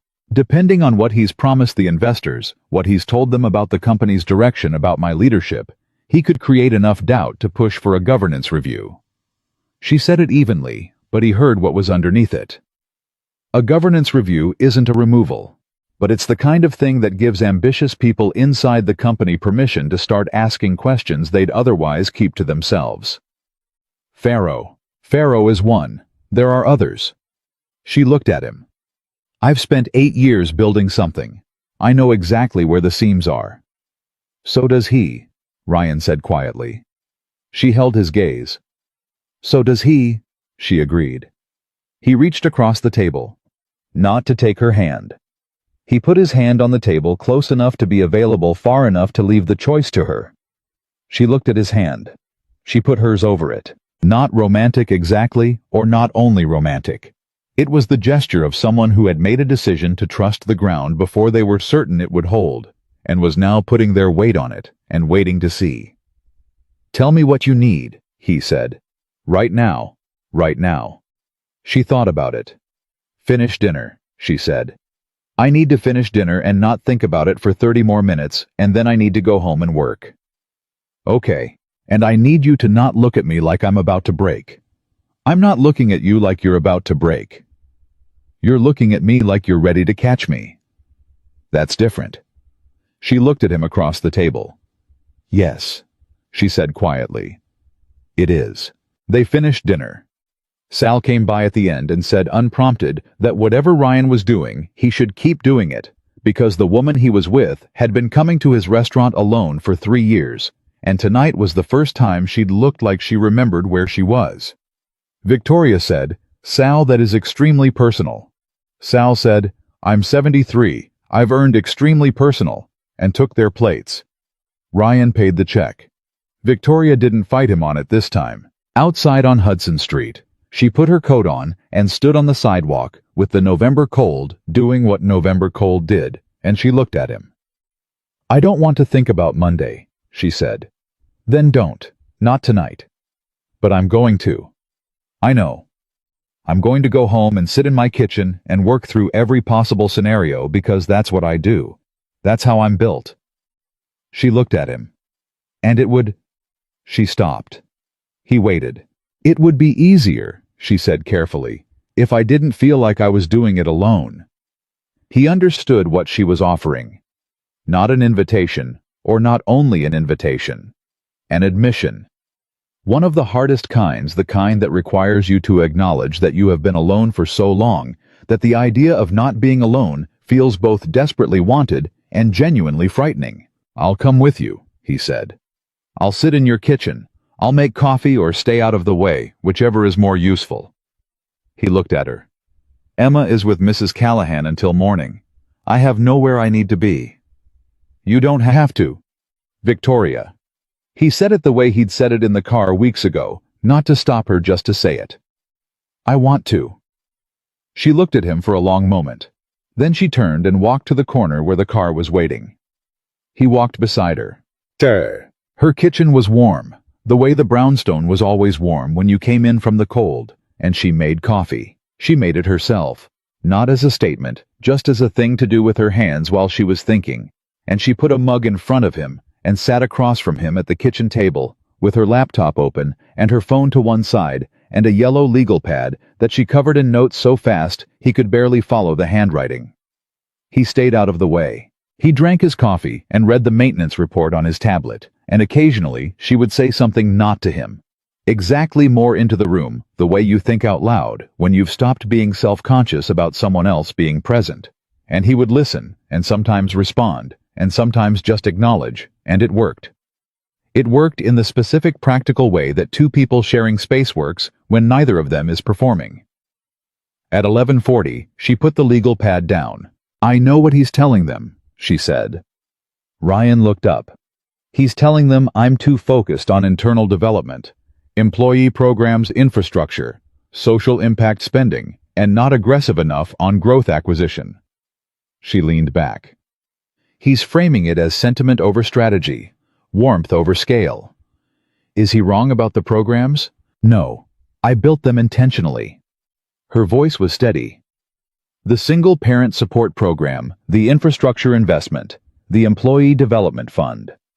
They cost money in the short term, and they build something that can't be quantified in a quarterly report. But he can quantify what they cost." "Yes." She looked at the ceiling. "He can make them look like softness, like I got distracted from the actual business by—" She stopped. Ryan waited. "By caring about people," she finished. He looked at her across the kitchen table. "Is that what happened?" She met his eyes. "Yes," she said. "That is exactly what happened. I ran a company, and I started actually seeing the people in it, and it changed the decisions I made." A pause. "I'm not apologizing for it. I didn't ask you to, but he's going to make it sound like a liability." Something hardened in her face. Not anger exactly, something colder and more precise than anger. The thing that happened when someone who had survived a very difficult thing recognized the same attack coming from a different angle. And the investors are going to sit in a board call on Monday, and they're going to wonder if he's right. "Are you ready for Monday?" She looked at the legal pad covered in her notes. She looked at the laptop. She looked at the empty coffee mug, and then at his, which was also empty, and she got up and refilled both without asking. She sat back down. "I've been ready for something like this for 4 years, she said. "I built the whole company on the assumption that Arthur would try again. Different angle, different door, but the same person." She wrapped her hands around the mug. "I just didn't expect it to come when I was—" She stopped. "When you were what?" She looked at him. "When I was distracted," she said. Quiet. Precise. Not an accusation. Just a fact she was naming. He felt the weight of it. I understood what she was saying. Not you distracted me, nothing as simple or as unfair as that. But the timing of it. The particular timing. She had started letting someone in, had started doing the difficult, uncertain work of opening a door. She'd kept sealed for years, and simultaneously, from a direction she wasn't watching, something had moved. "Is that how you see it?" he asked. Distracted. She was quiet for a long moment. "No," she said finally. "No, that's not how I see it." She looked at her hands. "But I can see how I might want to believe that. Because if you were a distraction, then I could put you in a category. Something that compromised my judgment. Something I should correct." She looked up at him. "But you're not that." "No. You're the opposite of that. You're the person who came to my office tonight because something wasn't right, and you believed I should know." She held his gaze. "You're not the thing I need to protect myself from. You're the reason I'm going into Monday with better information than I'd have had otherwise." He held her eyes. "I'm also the guy who broke your mirror." Something shifted in her face. That almost smile, the one that lived near the real one. "You didn't break my mirror. I walked in when you broke it." "That's different." She tilted her head. "You walked in because you thought I was hurt." "You were." She went still. "You were hurt," he said quietly. "Not from the fall or the crash, but something had pushed you to that point. Something made you throw that paperweight at that mirror. And that kind of hurt doesn't come from a bad morning." He looked at her. "That's the kind of hurt that's been building for a long time." She didn't say anything. "I walked into that room, and the first thing I felt was, I don't know how to explain it. Not pity. I've never pitied you for a second. But something like—" He searched for it. "Like recognition. Like I knew that sound. The sound something makes when it's held together under pressure for too long." Her jaw was tight. "I know that sound," he said, "because I've made it. Not out loud. But in the places where you do that kind of thing privately when nobody's watching." He paused. "You happened to do it when I was on the other side of the wall." She looked at him for a long, specific moment. Then she said very quietly, "I'm glad it was you." He didn't say anything back. Some things deserve to just exist in a room without being added to. Outside the city made its late-night sounds, distant, unspecific. The continuous murmur of 10 million people living their lives in proximity without necessarily touching each other. Inside the kitchen on Jane Street, two people who had been careful for a very long time sat at a table with empty coffee mugs and a yellow legal pad full of strategy, and said the kinds of things that can't be taken back. Not because they were regrettable, because they were real. At 12:30, Ryan put his tablet away and stood up, and Victoria walked him to the door, and neither of them said anything particularly significant about what the evening had been, because significant things tend to announce themselves without help. He went down the stoop steps. He turned at the bottom. She was standing in the doorway, arms crossed against the cold, and the light from inside was behind her, and she looked for just a moment in that specific light, like someone who had decided to stand in a doorway instead of closing it. Which was not a small thing. For her, it was not a small thing at all. "Monday," he said. "Monday," she confirmed. "You're going to be fine." "I know. And if you're not, I will be. Certain. Clean. But thank you." He nodded. He walked to the corner. He didn't look back because he understood that was something they had in common now, moving forward, and because he thought she needed to see it. Needed to see that he could walk away from her door without it meaning anything was over. He took the train home. He sat in the quiet car and thought about Arthur Weston and board calls and investor relations and the specific kind of man who spent 4 years building a road back into a place he'd been rightly removed from.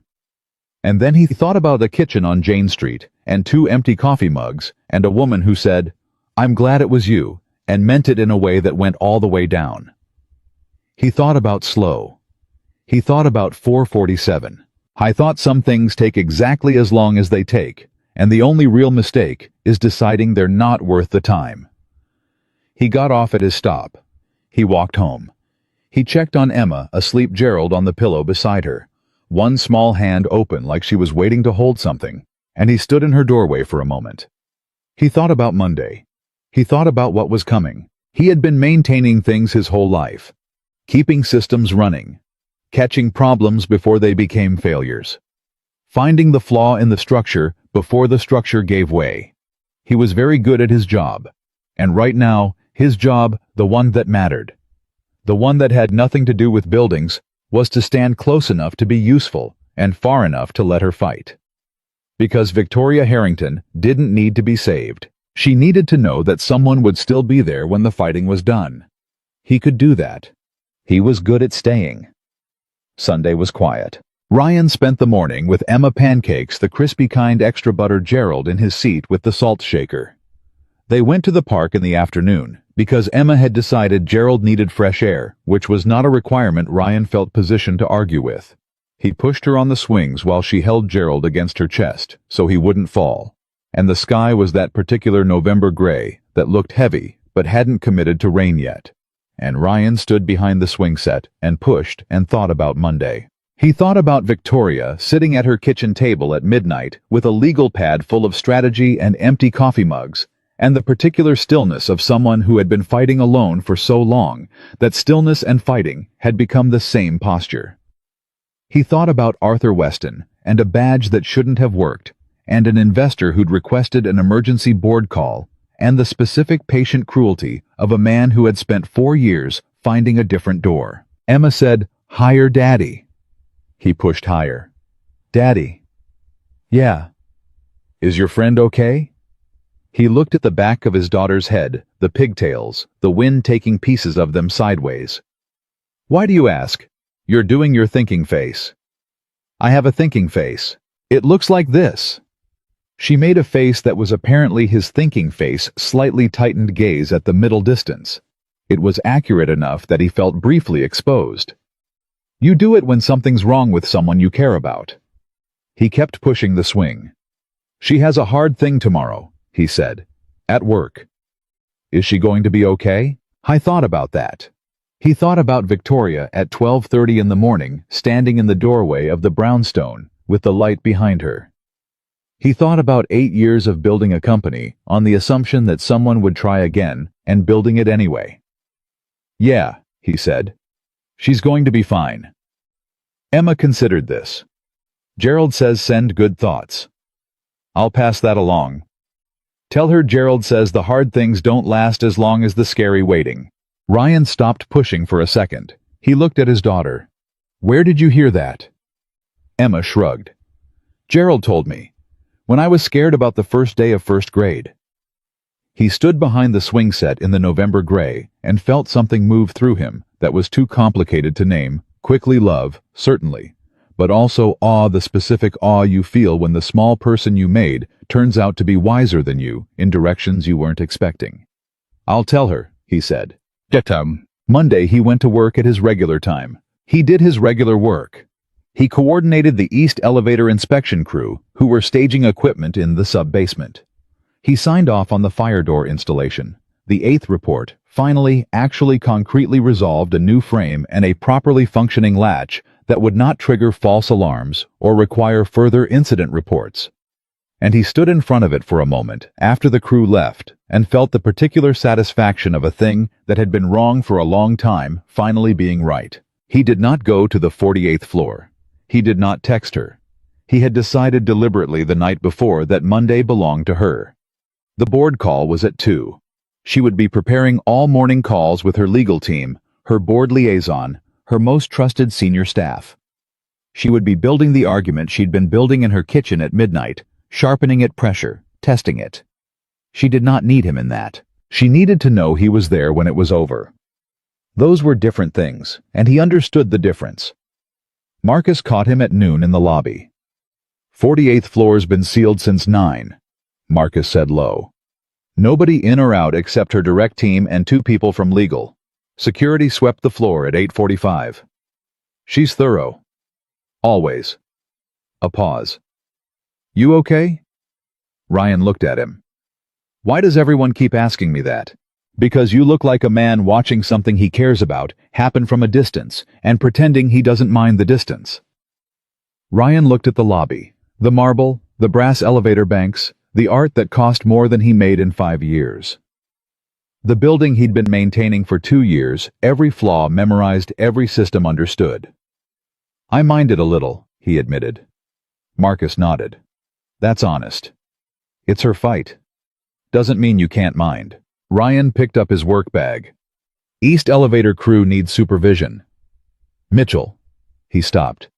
She knows you're here, Marcus said. That matters, even if you think it doesn't. He went down to the sub-basement. At 4:17, his phone buzzed. He was in the service corridor on 11, replacing a water-damaged ceiling panel when it went off. He'd had his phone on loud all day, something he never did during work hours. Another rule adjusted, another door opened, and the buzz stopped him mid-motion. One text. Victoria H. It's done. He stared at it. 2 words. He couldn't read anything into 2 words, they were too small to carry the full weight of what might be in them. It's done could mean anything. He typed back. Are you okay? 40 seconds. Come to the 48th floor when you're finished. He looked at the ceiling panel in his hands. He finished the installation. He cleaned up the materials, logged the work order as complete, and took the stairs to 48. The executive floor was quiet, the way it had been that first Tuesday morning weeks ago, the building settling into itself, most of the day's noise gone. The assistant's desk outside Victoria's office was empty. The door to her office was closed. He knocked. Come in. She was standing at the window. Not the same posture as the first morning, not the controlled, composed stance of someone reassembling themselves under pressure. She was standing loosely, one arm across her middle, the other hand pressed to her mouth, looking at the city. She turned when he came in. He read her face in 2 seconds. Not destroyed, not triumphant. Something in between, something more textured than either the expression of someone who had just come through a hard thing and hadn't finished deciding how they felt about it. Sit down, she said. He sat. She didn't. The board call went 4 hours, she said. Arthur had briefed the 2 investors thoroughly. He gave them a prepared analysis, 80 pages with financial projections, growth comparisons, a full deconstruction of my last 3 years of decisions. She moved away from the window, started moving slowly the way she moved when she was processing. He framed the employee investment programs as margin erosion, the infrastructure spending as capital mismanagement, the cultural initiatives as... She stopped. Her jaw tightened. As sentiment substituting for strategy. Ryan watched her. He's good, she said. I'll give him that. He's genuinely good at this. The document was compelling. If I hadn't built this company from the inside, if I were an outside investor, looking at those numbers, without context, I might have... She shook her head. The presentation was designed to make me look like I'd lost focus. What did you say? She looked at him. Then she moved to her desk, picked up the yellow legal pad, the same one from her kitchen table, the one covered in her midnight handwriting, and set it down in front of him. He looked at it. I gave them 37 minutes, she said.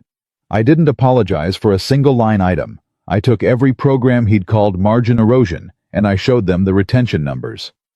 Employee retention in this company is 22% higher than the industry average. Recruitment costs are down 40% because people want to work here.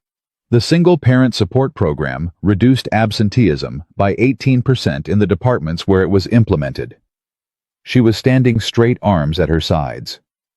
I didn't defend my decisions. I explained what they were built on. Evidence, data. 8 years of knowing what happens when you treat people like they matter. Ryan looked at the legal pad.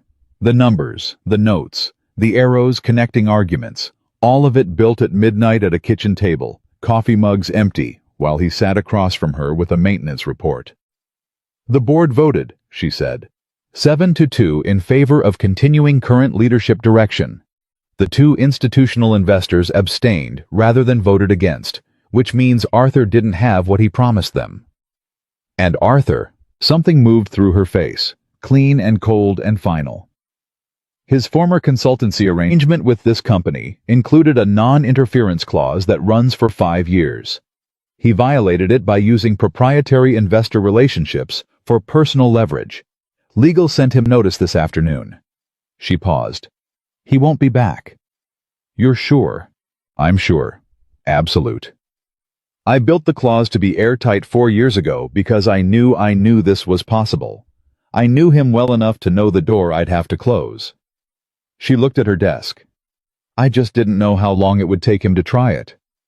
Ryan was quiet for a moment. You did this yourself, he said. Yes. The information I gave you, Marcus's badge report, did it change anything in the room today? She thought about it honestly. It gave me 48 hours of preparation I wouldn't have had. It meant I walked in knowing what he'd built instead of discovering it in the room. She met his eyes. So yes, it changed the margin. The margin mattered. He nodded. Ryan. Her voice shifted, became quieter. I need to tell you something, and I need you to let me finish before you say anything. He went still. She moved to the chair across from him and sat down. She was closer than the desk between them at meetings, closer than opposite sides of a restaurant table. Close enough that he could see the specific texture of exhaustion in her face, not defeat, just the honest tiredness of someone who had been running at full capacity for a very long time. After the board call ended, she said, Arthur requested a private word. My attorney was present. He knows it's over with the company. She looked at her hands. But he said something before he left. Ryan waited. He said, she stopped, started again. He said that whoever I was spending time with had compromised my judgment. That the decisions I'd made in the last 3 years, the programs, the investment in people, were the decisions of someone who'd forgotten what business actually required. Her voice was even. He said that sentiment was contagious, that I'd caught it from someone. Ryan held himself very still. And I looked at him, Victoria said. And I said the decisions I'd made in the last 3 years were the best decisions of my tenure, and that anyone who taught me to look at the people in this building and actually see them had not compromised my judgment. She lifted her eyes to him. They'd improved it. He breathed. I said that, she said, in front of my attorney and his attorney, and I meant every word, and I don't regret it.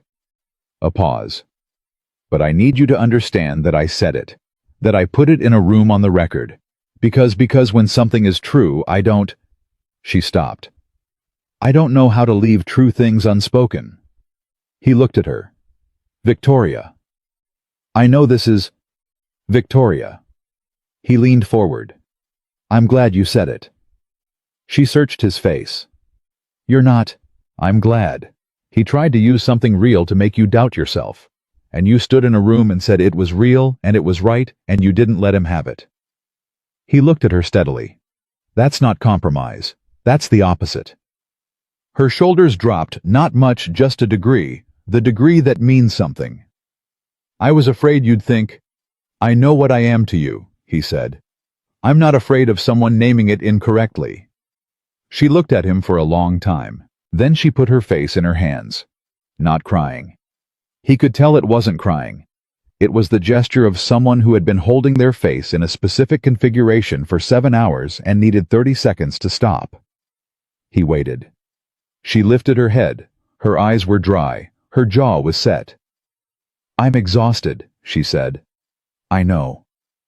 I want to go home and eat something that wasn't catered and sit somewhere that isn't this office. Okay. Will you come?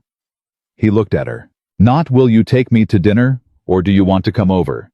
Just will you come? Plain and direct, and without the armor of formality.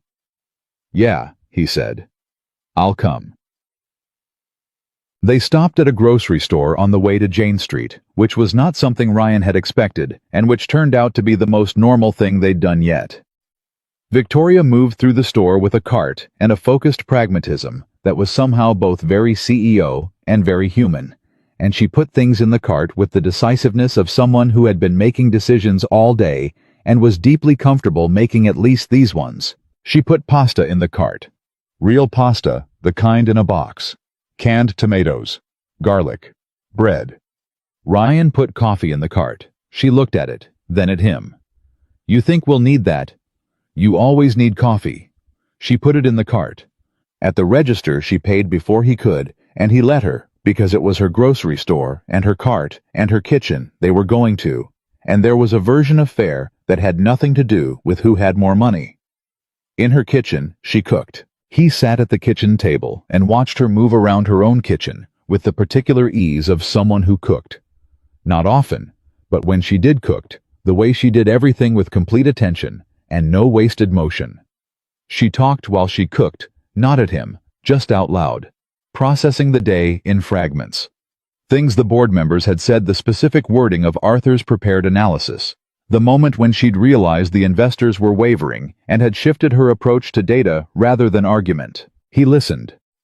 He did not offer commentary on the parts that didn't need it. He asked questions on the parts that did. He made coffee when the pasta was halfway done because the coffee mattered. When she set the food on the table and sat across from him, the kitchen was warm and the pasta smelled like garlic, and something in both of them had loosened from the shape of the day into the shape of the evening. "Gerald sends good thoughts," Ryan said. She looked up. Emma said the hard things don't last as long as the scary waiting. Victoria was quiet for a moment. "She's 6 and 2 months.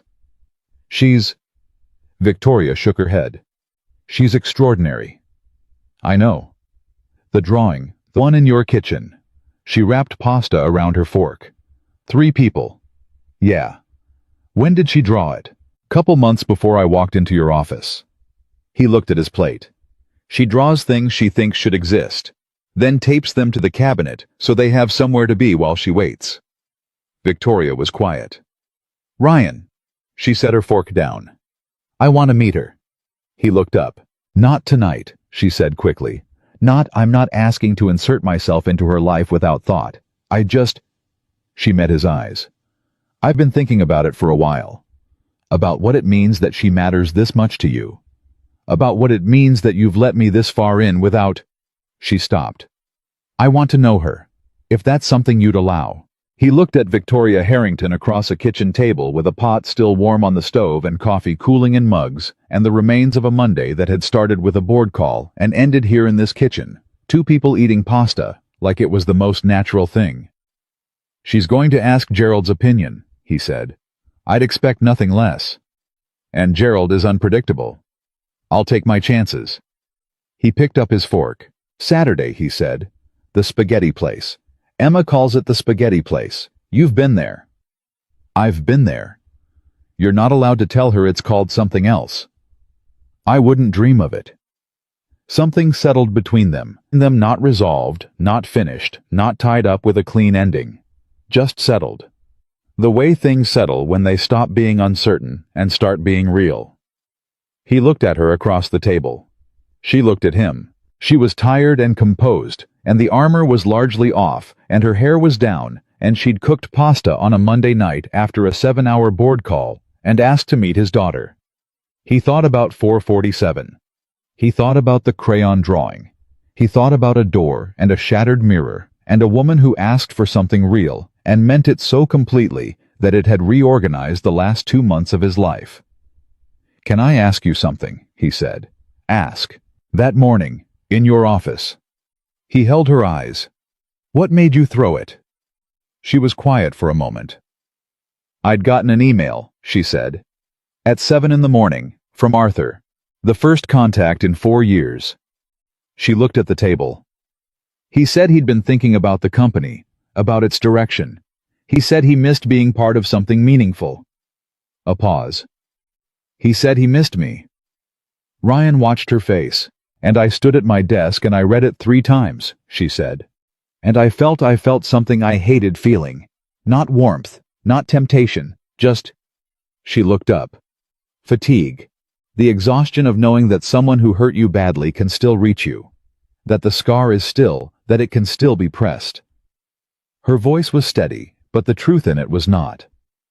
"I threw the paperweight because I was furious at myself for feeling anything at all." He understood that. He understood it at a depth he hadn't expected. "And then you walked in," she said. "And then I walked in." "And you turned around." She held his gaze. "You turned around without being asked, without calculating whether it was in your interest. You just turned around." She paused. "Because that's what you do. You turn toward people when they're hurt, and turn away when they need privacy, and it's not a strategy. It's just you." He didn't say anything. "That's why," she said. "That's the whole answer to the question you asked at Donna's." He sat with that. Outside the city made its sounds. Inside the kitchen was warm, and the coffee was cooling, and two people who had been alone in different ways were sitting at a table together on a Monday night and not being alone. "My daughter is going to love you," he said. Something moved across Victoria's face. Surprise first, then something softer, something that went down further than the surface. "You think so? She already drew you into the family portrait. You're basically pre-approved." Victoria laughed. The real laugh, the one he'd decided was his favorite. "Gerald still has to weigh in," Ryan added. "I'll bring a peace offering. Don't bring anything expensive. Gerald doesn't care about expensive." "What does Gerald care about?" Ryan thought about it. "Sincerity," he said. "Gerald has very good instincts about sincerity." Victoria smiled at him across the kitchen table. Not the CEO smile. Not the controlled professional warmth. The one that was only for here, for this kitchen, for this hour, for the particular company of someone who had stood on the other side of the wall when she shattered something and knocked instead of running. "I can do sincere," she said. "Yeah," he said. "I know you can." They finished dinner. He washed the dishes. She dried them, which he hadn't asked her to, and she did it with the same focused attention she gave everything, and they stood at the sink in the warm kitchen and worked through it in a comfortable quiet that was not uncomfortable at all. When it was done, she walked him to the door. She stood in the doorway, the same doorway, the light behind her, the same as all the other times, and he went down the stoop steps and turned at the bottom, the same way he always did. "Ryan," she said. He waited. "Thank you, for Sunday night, for staying while I worked." She paused. "And for the badge report. And for knowing the difference between helping and taking over." He looked up at her. "That last one's the most important," he said. "I know. You didn't need saving. No. You just needed someone in your corner." She held his gaze. "Yes," she said, quiet and certain. "That's exactly what I needed." He nodded. He turned. He walked to the corner. He did not look back, and she did not call after him, and both of them understood that this, the walking forward, the not looking back, the trust that the other person was still there, was itself a kind of language. The language of two people who had both been burned badly enough to know what they were risking, and were choosing to risk it anyway. He took the train home. He sat in the quiet car and thought about Saturday. About the spaghetti place, and Emma and Gerald, and the particular unpredictability of 6-year-old judgment. He thought about a crayon drawing on a kitchen cabinet. 3 stick figures. A man with a hard hat. A small girl with a cape. A woman with a briefcase. Mom said good people find each other. He looked out the window at the city moving past in the dark. He thought, yeah, she did. Saturday came with cold, clear light. The kind of November morning that had no ambiguity in it. The sky was sharp and blue, and the air said exactly what it was, which was winter arriving without apology. Ryan woke at 4:47, made Emma's pancakes, and stood at the counter drinking his coffee in the quiet of the kitchen, the way he always did. But this morning was different. This morning he looked at the crayon drawing on the cabinet, the 3 stick figures, the hard hat, the cape, the briefcase, and he felt something that was not anxiety. Not the careful, managed neutrality he'd trained himself into over 4 years of mornings that required him to be solid before anything else could be. He felt something closer to readiness. Emma came out at 6:15 with Gerald. She climbed into her chair, pulled Gerald into his seat, and looked at her pancakes with the appreciation of someone who understood that certain things in life were exactly right. Then she looked at Ryan. "Today's the day," she said. "Today's the day." She cut her pancake with the focused deliberation of someone with important things on her mind. Gerald is nervous. Gerald is always nervous about new things. Gerald came around on Mrs. Callahan eventually. That took 4 visits. Victoria is not Gerald's first rodeo. Emma looked at Gerald with the particular parental expression she had developed for situations where Gerald needed managing. Gerald says he will make up his own mind. That's all I ask. She ate her pancake. She was quiet for a moment, which was unusual enough that Ryan watched her. Daddy? Yeah, what if she's different in real life, like different from how she seems when you talk about her? He thought about this. He thought about a woman who threw a paperweight at a mirror and ordered carbonara and made pasta on a Monday night and stood in a doorway with the light behind her and said, "I'm glad it was you," like it was the truest thing she'd said in years. She's exactly the same in real life, he said. Maybe more. Emma considered this. More is okay if it's the right kind of more. It's the right kind. She looked at Gerald one more time, then back at her pancakes. Okay, she said. We're ready. Victoria arrived at the spaghetti place at exactly 7 o'clock. Ryan had gotten there at 6:50 with Emma, who had insisted on the corner booth, because the corner booth had the best candle, the one in the Chianti bottle that had built up layers of dripped wax over what appeared to be several years, which Emma found deeply fascinating and had once described as a candle with a history. They were in the corner booth when the door opened. Emma looked up. Victoria came in from the cold coat, dark hair, down a small canvas bag over one shoulder that Ryan hadn't expected, and she saw them immediately. She crossed the room without hesitation, which told Ryan something. She'd been nervous on the sidewalk, probably working through it the way she worked through everything, but she'd made a decision, and she was moving. She stopped at the table. Emma looked up at her with the calm, total assessment of a 6-year-old who had not yet learned to disguise judgment as politeness. Victoria looked down at Emma. Neither of them spoke for 2 full seconds. Then Emma said, "You're taller than in Daddy's phone." Victoria sat down across from them. "Your daddy has a small phone."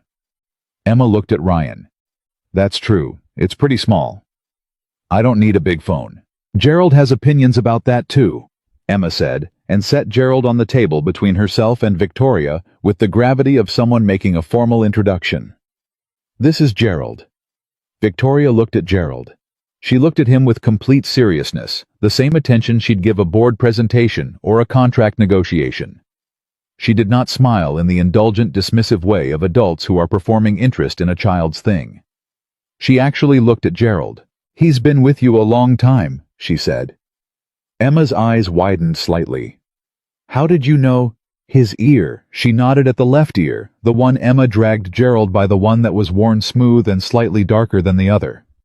"That's not wear from washing. That's wear from being held." She met Emma's eyes. "He's important." Emma stared at her for a moment.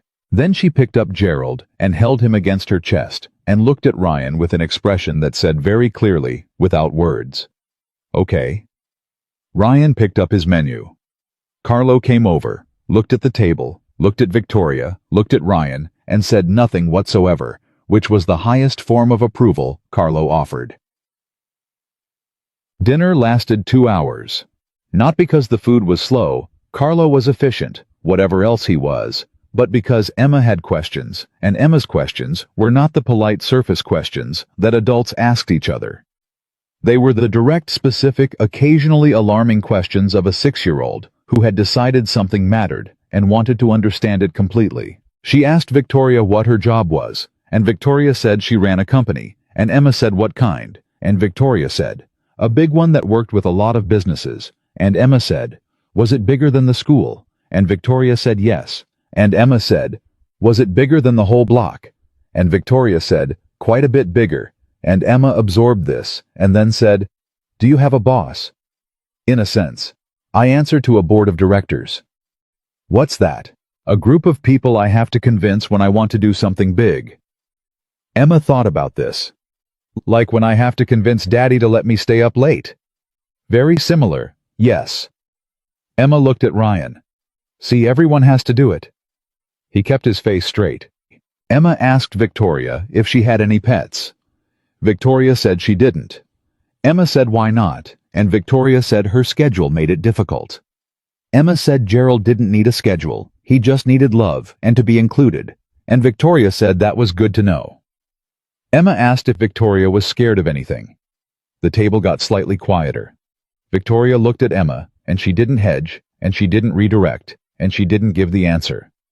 Adults give children when they don't want to be honest. Yes, she said. I'm scared of trusting the wrong people. And I'm scared of being alone. She paused. I'm working on both of those. Emma looked at her for a moment. Then she looked at Ryan. Then back at Victoria. Daddy was scared of that too, she said. The alone part. Ryan cleared his throat. Bug. He's better now, Emma said to Victoria with the completeness of a case being closed. In case you were wondering. Victoria looked at Ryan over Emma's head. Her eyes were doing the thing. The thing where they said more than her face was allowing more than the composed surface permitted the thing he'd learned to read in the months between a shattered mirror and a corner booth in a restaurant. A 6-year-old called the spaghetti place. They said I know. I can see that. And so am I. He looked back at her and didn't say anything. Some things still deserve to exist in rooms without being added to. After Carlo cleared the plates.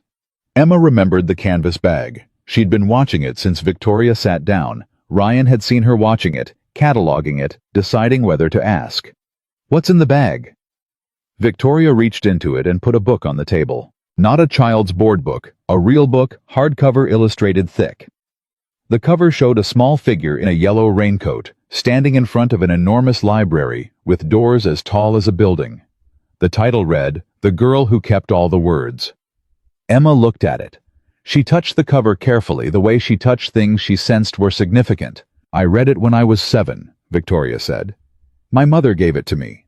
The girl in the story collects words that people have lost, words they said once, and forgot words they needed but couldn't find. She keeps them in a library, so they're there when people need them again. A pause. I thought about it when your father told me you're doing a family tree project. Emma looked up. Words are a kind of family too, Victoria said. The ones that matter stay with you. Emma picked up the book and held it the way she held Gerald against her chest, both arms keeping it safe. Thank you, she said. Not the automatic thank you of a child who'd been coached to say it. The real one, the one that came from the same place as the real laugh, the place that didn't perform. Ryan looked at his daughter. He looked at the woman across the table. I thought she knew. She'd thought about it, prepared for it, brought something true, instead of something expensive. And it had worked, not because it was strategic, but because it wasn't. Because she'd reached back into her own childhood and pulled out something real and offered it across a restaurant table to a 6-year-old who had Gerald and a crayon drawing, and a father who set his alarm at 4:47 every morning to get things right. Gerald, Ryan noticed, was now sitting facing Victoria. He decided not to point this out. They walked out into the November night together. Ryan, Emma, and Victoria. And Emma held the book in one arm, and Gerald in the other. And the cold was sharp and clean, and the streetlights made the sidewalk bright. Emma looked up at Victoria and said, Can you come next time too? Ryan felt something move through him. Victoria crouched down to Emma's level. She didn't talk down to her. She met her at eye level, which Emma always noticed because Emma noticed everything. I'd like that very much, Victoria said. Emma looked at Gerald. Then she held Gerald out toward Victoria. Ryan stopped breathing. Emma did not offer Gerald to people. Emma had never in 6 years and 2 months of life voluntarily extended Gerald toward another human being, for any purpose other than showing him something she wanted him to see. Victoria looked at Gerald. She took him carefully, held him with both hands, looked at him with the same complete seriousness she'd used to assess his ear. Hi, Gerald, she said. Emma watched. 1 second. 2. Then Emma nodded once, decisive, the verdict rendered. She took Gerald back and tucked him under her arm. Gerald says you can come back, she said. Ryan exhaled. Victoria stood up. She looked at him over Emma's head, and her eyes were bright in the cold night air, and her composure was entirely intact, and also simultaneously entirely abandoned, which was a thing he'd come to understand was how she looked when something had gotten through every wall at once. High praise, he said quietly. I'm aware of the weight of it, she said, just as quiet. Emma looked between them. She had the expression she sometimes got when adults were communicating in the frequency she couldn't fully hear, but knew was there. Daddy, she said. Can we walk?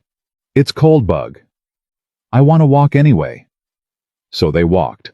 The three of them on a November sidewalk in Brooklyn, with Emma between them, holding Gerald and her book, and Victoria walking on Emma's left and Ryan on her right, and the city, making its familiar Saturday night sounds around them. And Emma, after half a block, reached up and took Victoria's hand, the way she sometimes took Ryan's hand without ceremony, without asking, just took it, because she'd decided. Victoria looked down at the small hand in hers. Ryan watched her face. He watched the thing that happened to it. The thing that couldn't be managed or composed or controlled, the thing that happened to people when something they'd stopped hoping for arrived anyway, quietly and without announcement, in the form of a 6-year-old's hand on a cold sidewalk. She didn't say anything. She held Emma's hand. They walked another half block before Emma said, Victoria, do you know the names of all your employees? Not all of them. There are 4,000. Daddy knows everyone in his building. I know. That's one of the things that makes your daddy very good at what he does. Emma considered this. You should learn them. The names. People like it when you know their name. You're right, Victoria said. I'm working on it. Gerald can help. Gerald is good at remembering. I'll keep that in mind. Ryan walked on Emma's right and listened to his daughter explain Gerald's mnemonic capabilities to the CEO of a $3 billion company, who listened with the same complete attention she gave everything and thought, this is it. Not the moment he would have written, if he'd been writing it. He wouldn't have written it. He hadn't let himself write it. He'd kept the story at arm's length for 4 years because arm's length felt safe. But this was it. This cold sidewalk. This small hand. This woman who'd said, take me on a real date, and meant every version of what that could possibly become. This was the thing Sarah had made him promise. He thought about Sarah, and it didn't hurt the way it used to hurt. It was something else now, something he didn't have a clean word for, the feeling of grief that has finished being only grief and become also gratitude. Gratitude for the person who made you who you are. Gratitude for what they left behind in the shape of a daughter who trusted elephants and took strangers' hands on cold sidewalks because she'd decided. Good people find each other, Emma had written. Yeah, he thought. Yeah, they do. 3 months later. Ryan stood in the lobby of the Harrington building on a Tuesday morning, and Marcus looked at him and said, You look different. You say that every time. Every time you look different, so I'm always right. Marcus leaned on his station. Good different this time, settled different. Ryan signed the morning log. East elevators running clean. Full inspection, no issues. I know, I write it every day. A pause. She announced the program this morning, the expanded one, childcare subsidy, flexible hours for single parents, company-wide. Ryan looked up, went out in an all-staff email at 7:45. Marcus's voice had something in it that was not quite pride, but was adjacent to it. Name the woman who runs the single-parent support desk. Named the supervisor who put in the original infrastructure proposal that saved the company $200,000 in reactive repairs last quarter. He tilted his head. Named him by name, actually, in a company-wide email. Ryan was quiet. She didn't ask you. No. She just did it. Yeah.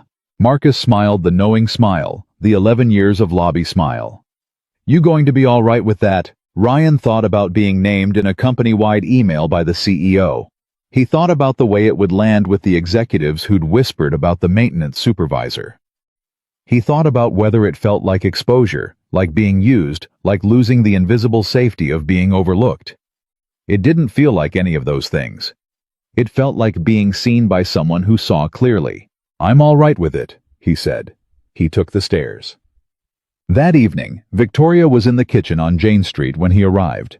He had a key now. She'd given it to him 6 weeks ago, without ceremony, in the way she did things that mattered to her directly, without making it a bigger moment than it was, trusting him to understand the weight of it, without needing it explained.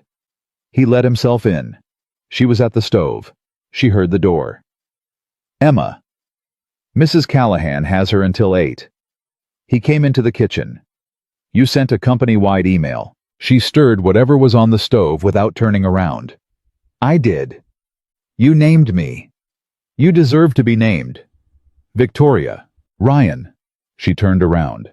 She held the wooden spoon, and her hair was down, and she was wearing the cream sweater. The same one she'd worn the night he came to her door for the first time. And she looked at him the way she'd looked at him in the car after the fundraiser in Donna's diner, in the office after the board call, the way she looked at him when she'd finished calculating and arrived at something true. You fixed 31 things in this building that nobody else noticed were broken. You kept Luis warm in February. You sat on the stairs with a girl who was crying on her lunch break. You filed the same report 7 times for a door nobody cared about, because the door was wrong, and you don't leave wrong things unaddressed. She paused. I named you because this company is better for having you in it, and people should know that. And I named you because I am not. I am not going to be the person who benefits from someone real and keeps them invisible. Not anymore. He stood in the kitchen doorway and looked at her. Also, she said, turning back to the stove, the executive team needed to know I'm done making decisions that pretend certain people don't exist. So it served 2 purposes. Efficient. I'm a very efficient person. He came into the kitchen and sat at the table. His table now, effectively, he thought of it that way, which was new, which still had a slight vertigo to it, that he'd decided to treat as a feature rather than a warning. Marcus said you're settling, he said. Marcus says a lot of things. He's usually right. She was quiet for a moment, stirring. Emma called me this afternoon, she said. He blinked. She called you? She got my number from your phone, apparently. She wanted to know if I had any opinions about Gerald's birthday. A pause. I did not know Gerald had a birthday. Gerald's birthday is whenever Emma decides it is. She's decided it's December 9th. She wanted to know if I would come. The spoon went still for a second. For Gerald's birthday. Ryan leaned back in his chair. What did you say? Victoria turned around again. She looked at him across the kitchen with the wooden spoon in her hand, and something on her face that was not composed and not careful, and not any of the versions of herself she showed the world. I said of course I'd come, she said. I said I wouldn't miss it. He held her gaze. You should know, she said, that I'm going to be part of her life, if you'll let me.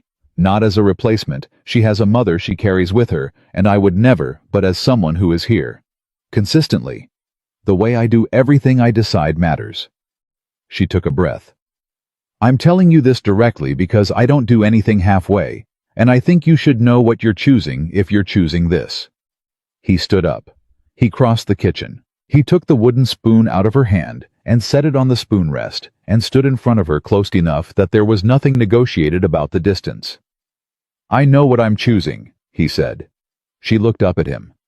I chose it the night I stayed while you worked. I chose it the morning I knocked instead of walking away. He looked at her steadily. I chose it every morning since, which I realize sounds significant, and probably is. Her jaw was tight in the way it got when she was holding something in. I'm not easy, she said. I know. I work too much and I overthink and I have... She stopped. I have a lot of years of doing everything alone built into the way I operate. I'm going to have to learn to let that change. So will I. Your version is different. My version is 4 years of building rules so nothing could get in. Your version is 8 years of building walls so nothing could get out. He looked at her. They're different architectures, same problem. Something moved through her eyes. Same problem, she repeated quietly. And we're both decent at fixing things. She looked at him for a long moment. The city made its sounds outside. The stove was warm behind her, the kitchen smelled like garlic, and something that would be good in 20 minutes when it was ready. Then she reached up and put her hand against his jaw, which she'd never done before. A new thing, one of the ones that kept arriving, the small new things that accumulated into something that didn't have a name yet, but was getting closer to needing one. You walked into the wrong room, she said. Best mistake I ever made. I threw a paperweight at a mirror. I've seen worse reasons for things to start. She almost smiled. The real one arrived a second later, the one she couldn't entirely manage, the one that moved faster than her composure. Ryan Mitchell, she said. Victoria Harrington. I'm going to need you to stay. He covered her hand with his. He looked at her, this woman who had shattered things, and rebuilt them, and fought for what she built, and stood in doorways, and sat on kitchen floors at midnight, and held a 6-year-old's hand on a cold sidewalk like it was the most natural thing she'd ever done. "I'm not going anywhere," he said. And he meant it the way you mean something when you've been tested by it. Not the easy version of staying, the performed, uncomplicated version that costs nothing. The real version. The kind where you know what it takes and you're choosing it anyway. Every morning at 4:47. Every report filed 7 times. Every door you knock on instead of walking through. Every rule you built to stay safe, slowly learning to open. He meant it with everything he had. Victoria exhaled. A real exhale, the kind that carries weight that's been held too long. She turned back to the stove. He sat back down at the table. They were quiet together in the warm kitchen. Not the quiet of people who have run out of things to say, but the quiet of people who have said the important things and are now just living inside them. 20 minutes later, dinner was ready. She set 2 plates on the table and sat across from him and picked up her fork. He looked at her. She looked at him. "Eat," she said. "It's going to get cold." He ate. And outside the city went on being enormous and indifferent and full of people living their lives in proximity without necessarily touching, but inside a kitchen on Jane Street. 2 broken people had found the thing that neither money nor caution nor 447 discipline could manufacture. Not a rescue. Not a fairy tale. Not a billionaire saving a struggling man or a man saving a guarded woman. Just 2 people who had stopped pretending that being careful was the same as being safe, who had chosen each other slowly, honestly, without performing it in the way that real things are always chosen, not in a single dramatic moment, but in 100 small ones. A knocked door, a turned back, a kept promise, a child's hand on a cold sidewalk, a wooden spoon set down in a warm kitchen. The richest woman in the city had finally found the one thing her money couldn't reach, and it had been there the whole time on the other side of a wall she'd built herself, waiting for her to decide it was worth the cost of opening. And Ryan Mitchell, who had set his alarm at 4:47 every morning for 3 years to hold his life together. By its edges had finally understood what Sarah had known when she asked him to promise. That being careful forever was not the same as being safe. That the right person didn't threaten what you'd built. They became the reason you were glad you'd built it.